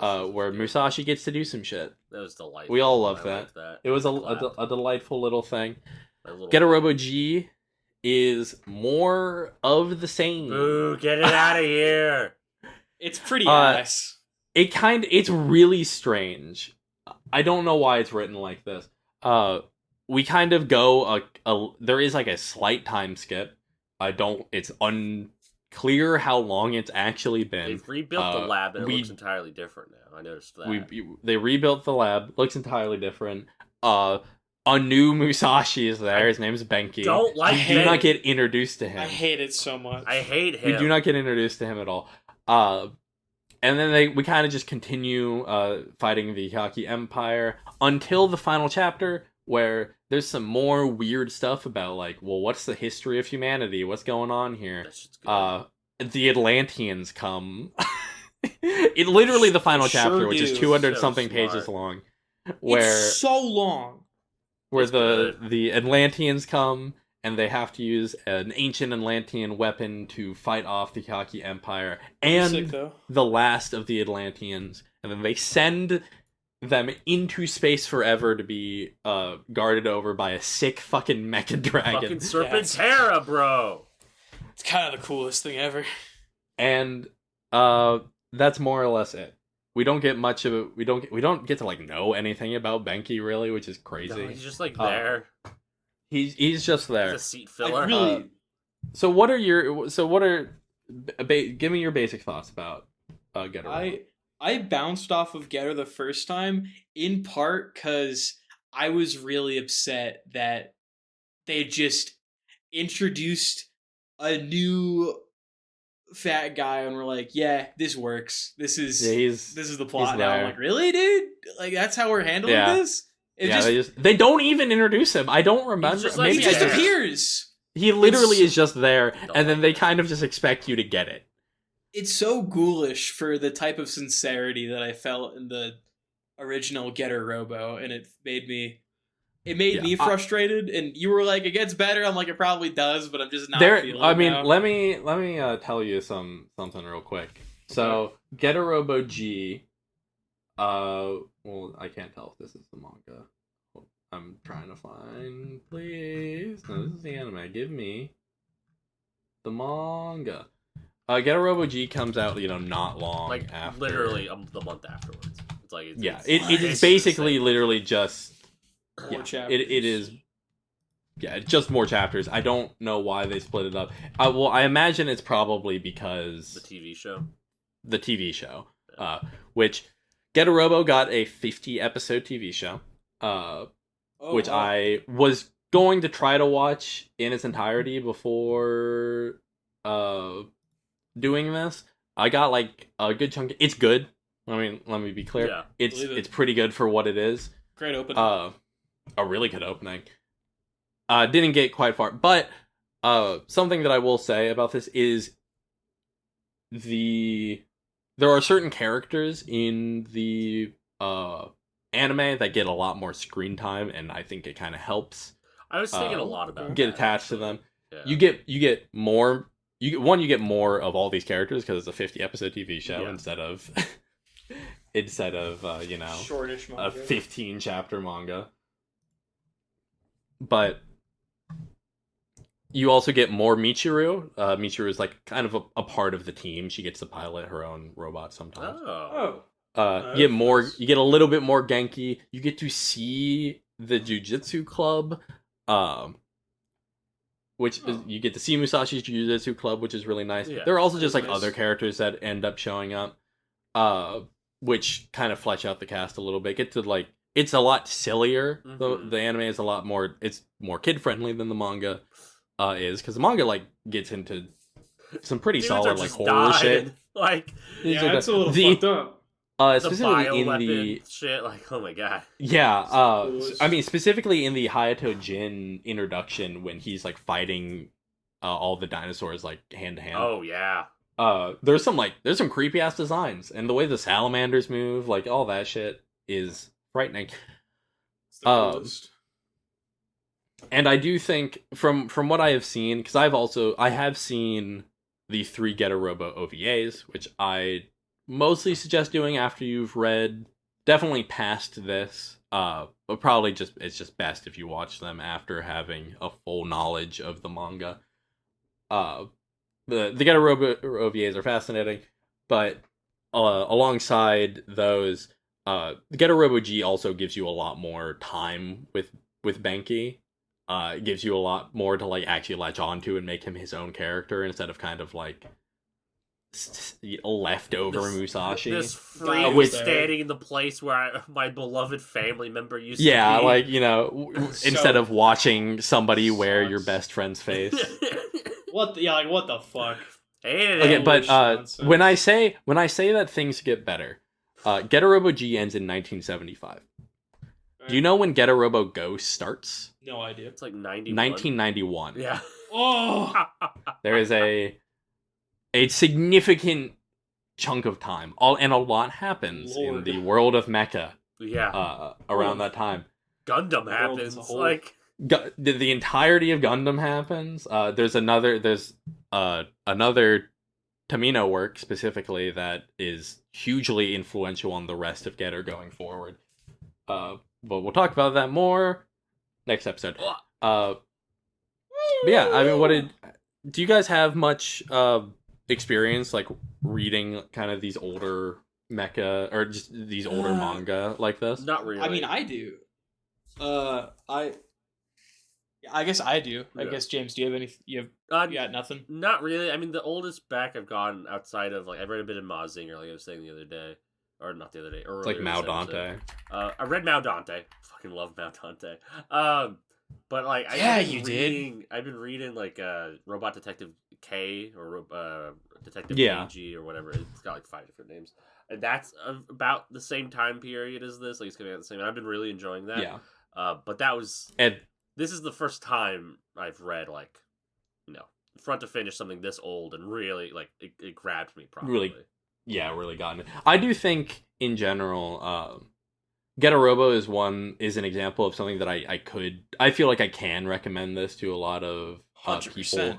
Yeah. to people who are more used to newer things. Because like we were talking about earlier, I just think it flows so well. Yeah. Like when the action is happening, it is especially like Great. for the time, which I don't love saying, but like I think it's good action Yeah. regardless. But comparing it to Go Nagai, Yeah. specifically, which I love Go Nagai's work, not the most fluid No, God, no. artist in the world.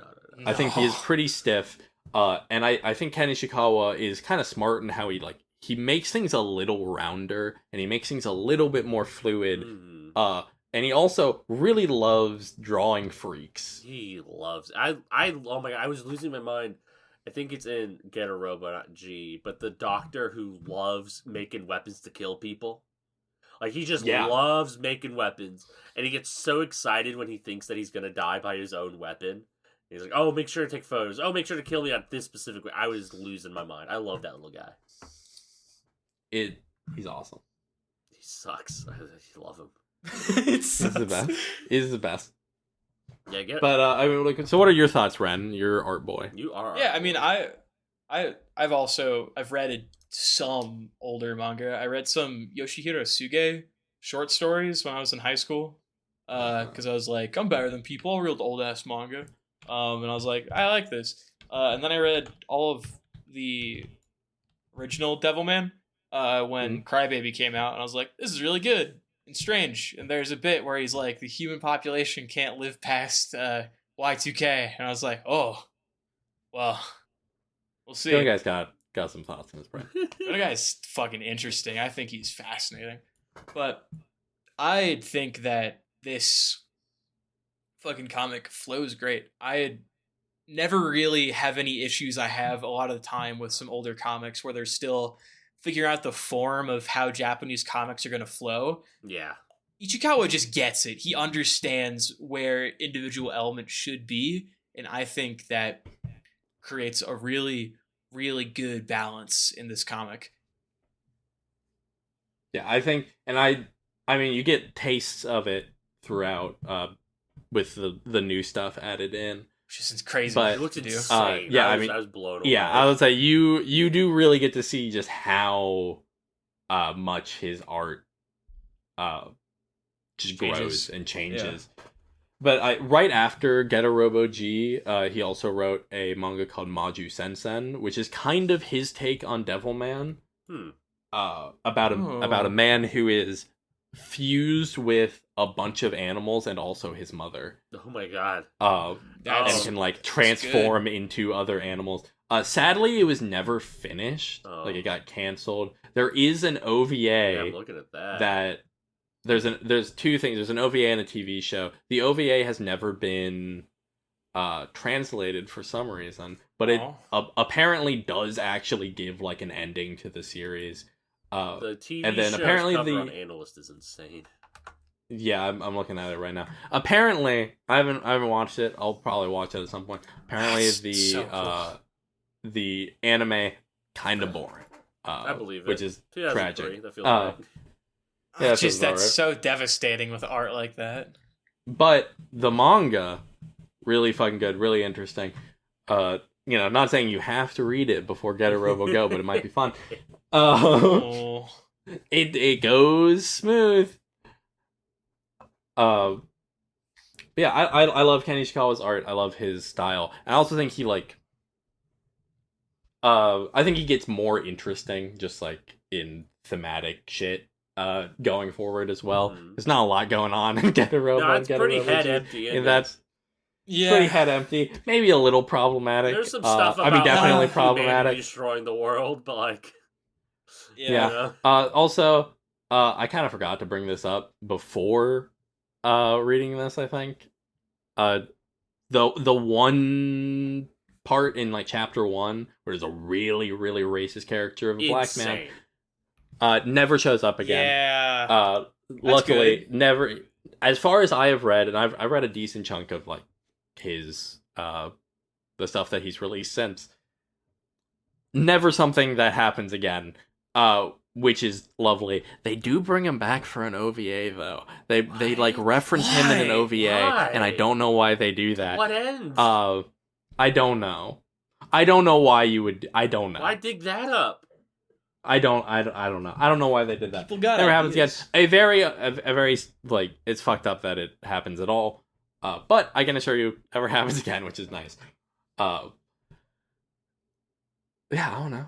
Getter Robo. It's really one thing Getter Robo is fucking thinking about. Cracked. We talked about gets you real high a bit already with like the TV show existing, but I was thinking a lot about like the experience as an archival reader is just entirely different, because I imagine if you were reading this as it was coming out, you'd be watching the show at the same time.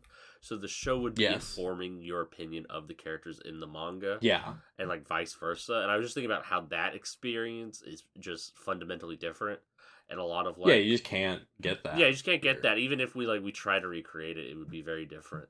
I was just thinking a lot you're about not waking up every day. We're not living with these characters in the same. Yeah, and I was thinking a lot about like there's gaps in the manga, especially in G. There's gaps, but there are just gaps of like characterization and action moments.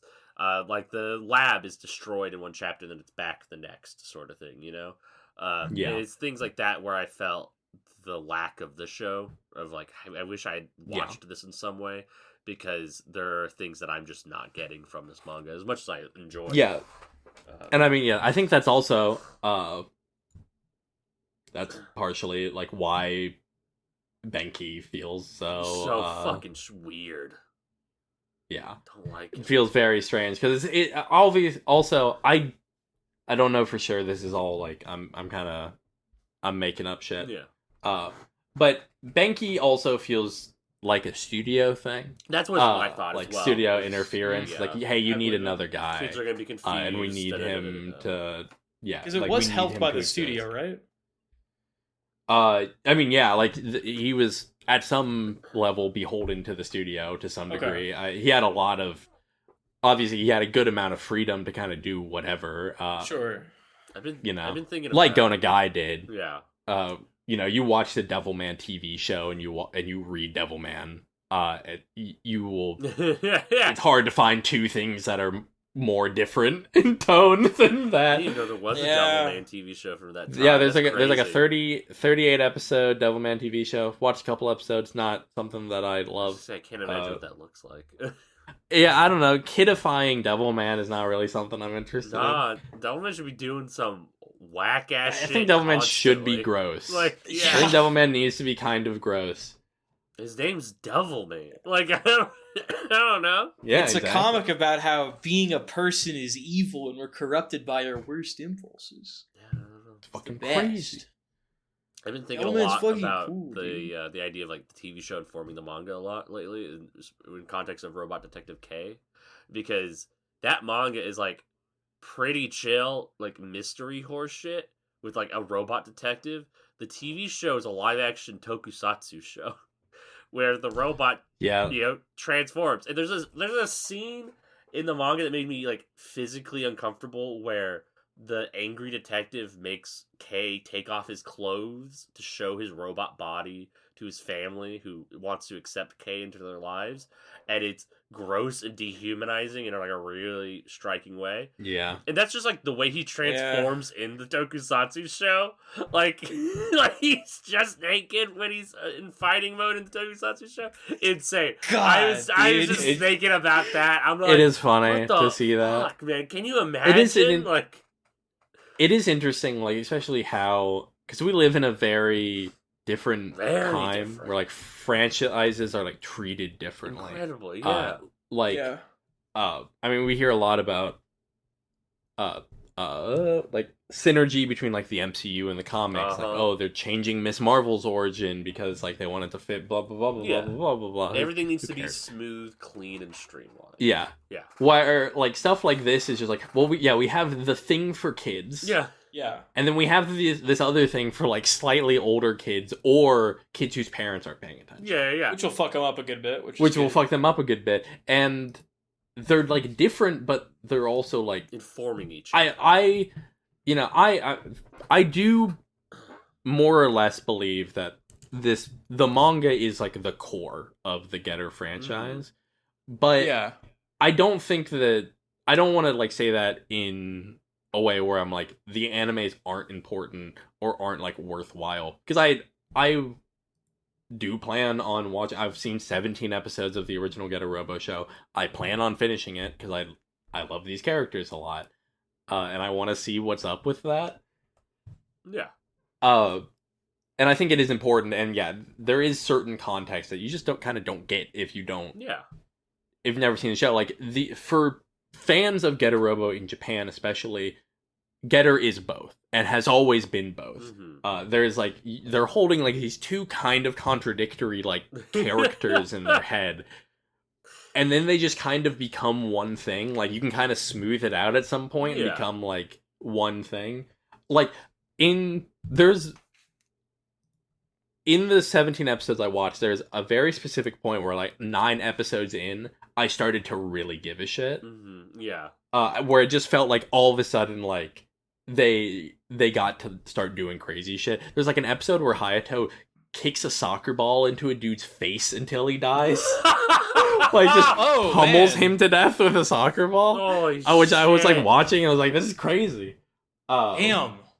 The character who I think suffers the most in the anime, based on what at least in that original anime, based on what I have seen, is Ryoma. That makes sense. Ryoma is so cool and interesting I mean, like, he's simple. He's a hot-blooded... Yeah. He's a hot-blooded Angry protagonist. boy.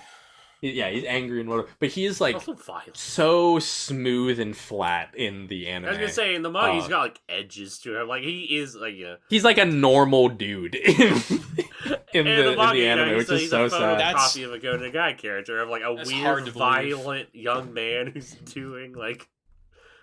But then, yeah. And then being normal is hard to believe. Yeah. It is hard to believe. And then eventually, like, after the face of what Getter is, you start getting the OVAs like Getter Robo Armageddon, Shin Getter versus Neo Getter, and then Neo Getter Robo, which all great. All the OVAs are really good. Just saying that they're all like alternate takes on these characters and like the events of the story, and they go in really interesting ways, and they're a ton of fun. But those also inform things. Like Getter Robo is also this huge staple of the Super Robot Wars franchise. Yeah, like those that's characters how I first learned about it. Because I had a buddy who's super into Super Robot Wars. Yeah, like and those are the staple characters. Those are even that informs these characters to a certain degree, which is like it's just crazy to think about. Sure. There's a lot going on here, and it's not smooth, and they don't really care to make it super smooth necessarily. I get a lot out of like emotionally because I'm a child. I get a lot out of seeing the Getter the Getter team talk to Shinji Ikari and tell him that he's doing a good job. in the Super Robot Wars games, which are like massive mecha crossover things where like a bunch of mecha franchises crossover. Okay. You get Ava and Getter are both like staples of that franchise. They've been in it for a long time. Yeah. So like, but you get in parts of the story, you get like, the Getter team is like talking to Shinji Ikari and being like, "Hey, you're good at what you do, kid." Oh man. And I'm like, he needed that. I think that would have saved Shinji if anyone had genuinely said that to him in the entirety of the series. It's true. Like, hey, you're doing good. You're good at what you do. I got a lot out of that because I'm a child and broken emotionally. But Super Robot Wars is also how I learned about that mecha series about the robot that like uses the children to do its super moves. Oh, I can't remember what it's called. Good. Bokurano? Yeah, Bokurano, yeah. I learned that specifically because that's a mechanic in game is you have to sacrifice your pilots. The children. Just fun fact. That was one of the first manga I ever read. Oh, that rocks. Really? And even funner fact, I read it on Read Manga Online, which I don't think exists anymore. It doesn't. Terrible fucking website. It was awful. Barely worked. I read the green one. No, I don't. It wasn't green. It was like it was blue. Okay. It was gross. I didn't like it. It was bad. Awesome. It had this like this happened multiple times because this also happened when I was reading Battle Tendency, where after like near the end of the series, for some reason it would put like the middle of the volume at the beginning of it. Oh yeah, and then the beginning and end would be like mushed together at the very end. And so I read the final like 2 or 3 volumes of Bokurano just being completely confused by what like was actually happening. Yeah. Because it was just like literally in the wrong order. I don't know why it happened like that, but it happened very consistently for shit I read. I remember seeing that as well, reading on that website, yeah. It was awful. Those fucking websites were such dog. I'm trying to remember if that Such happened dog shit. when I read Blame, but I'll be honest, I don't know if I could have told you if it did. I don't know if that would have. Yeah. changed I mean, that's kind the of how I course felt of that about the ending of story. I was like, shit's happening. Like, I need to like reread Bokurano and be like, so what actually, like, What are what the was events that supposed take to happen? place? All-timer opening, the Bokurano It's probably- opening on install, incredible. Getter, any other Getter thoughts? Any other things we'll get a bit more. In depth, I think yeah. next episode is there's a lot going on in that one. I got nothing much to say. I had a good time. Yeah, I think Got a good that's, I time? think got all my thoughts out. Yeah. I mean, Hell if it's yeah. not clear enough, I had a great time with this. I was very happy to read more Getter Robo whenever I did, and I got sad when I got to Getter Robo G because I didn't like it very much. Oh, that's one thing. I like the demon designs more, but I like the Mechasauruses 1,000 times more than the demon robot designs. I also They're think. so cool. I mean, I think Ken Ishikawa is really good at drawing fucked up creatures. Oh my god, wait, Ren, how did you feel getting back to that chapter that takes place underwater? Where you could see all the critters. Oh yeah, dude. It's good. It's good. Getter Robo's at its best for me when it's just like, and then nature was fucked up, and it's like, oh, it's really cool and scary, and I like it. It fucking rocks. It's good. It's wonderful. I'm excited to get to the later parts with Ishikawa's art. That Yeah, I have mean, been there's- sent by Come on. people in our Discord servers. the jump between G and Go, large. I can't wait. I can't. And I'm very excited for it. Oh, what will 16 years bring? Wait. Oh, Probably some talk shit. It's a lot going on. Things are- Some pretty important moments in mecha history happen in those 16 years. Not even Evangelion's come out yet. Not Evangelion yet. Char's But, counterattack has happened. Like, Char's counterattack happened. Ono and crew has said that the work of Ken Ishikawa was like a bible to them during the creation of Neon Genesis Evangelion, which is Fuck yeah. interesting. oh, here's Neat. here's another thing I want to bring up. I am not as well versed on this as you are, Seth, but I am reading Getter Robo was starting to radicalize me on an opinion that I'd seen floated before. I don't think real robot versus super robot is real. I think it's Yeah, all I the don't same really- damn thing. Yeah, it's all the same bullshit. I was man. Who reading this cares? and I like, especially like the No. war shit near the end of Getter Robo, like proper. I'm like, this is just real robot stuff, except I'm not hearing ammo counts. Like that. That's the Yeah. difference.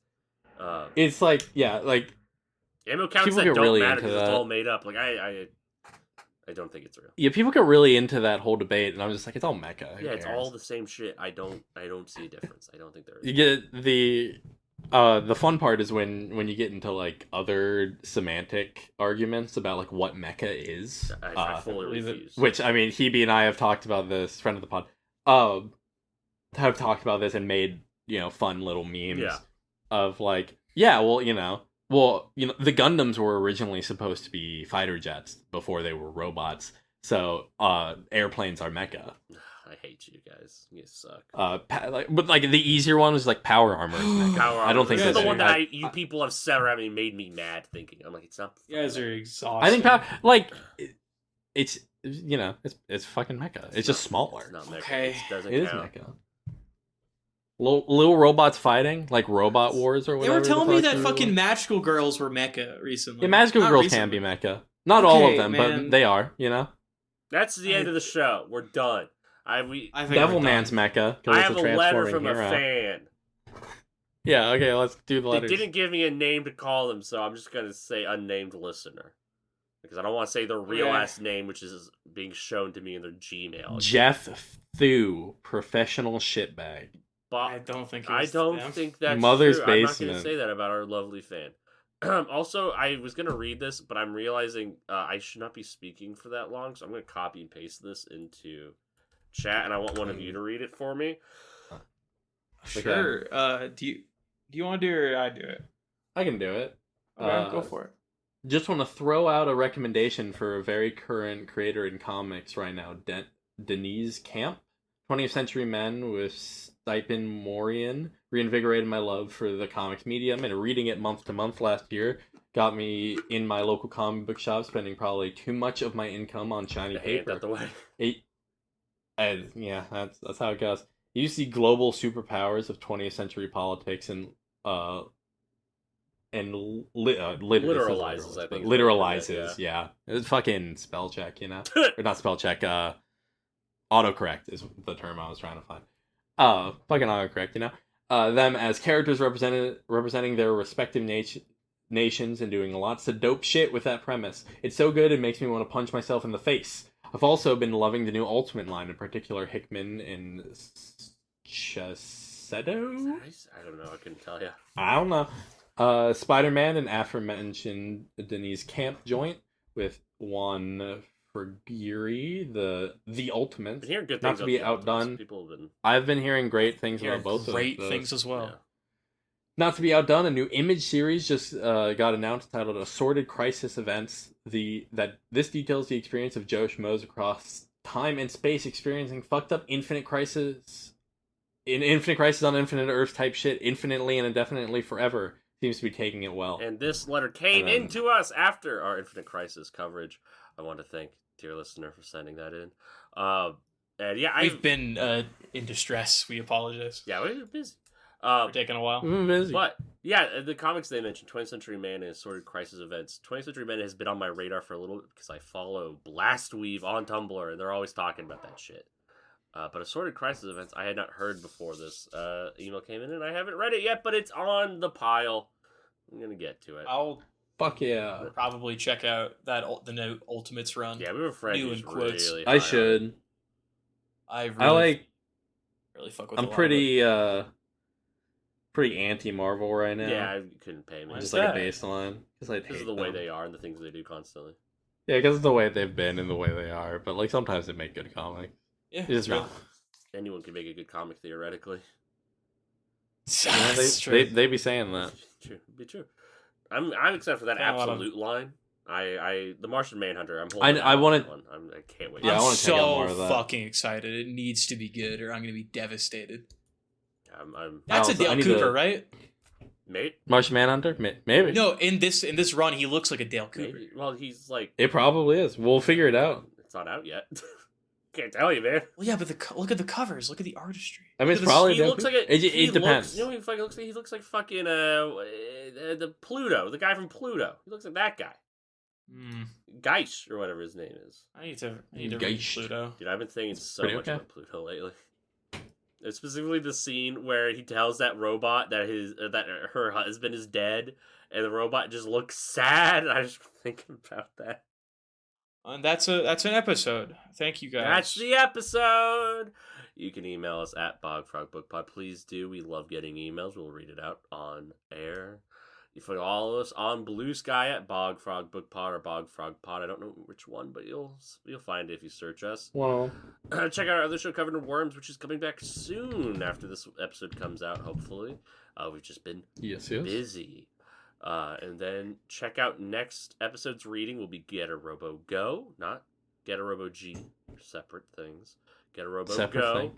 Read. And things will tell you to read Shin Getter Robo before Getter Robo Go. Do not believe their lies. Seems wrong, yeah. It is incredibly wrong. So go do all that.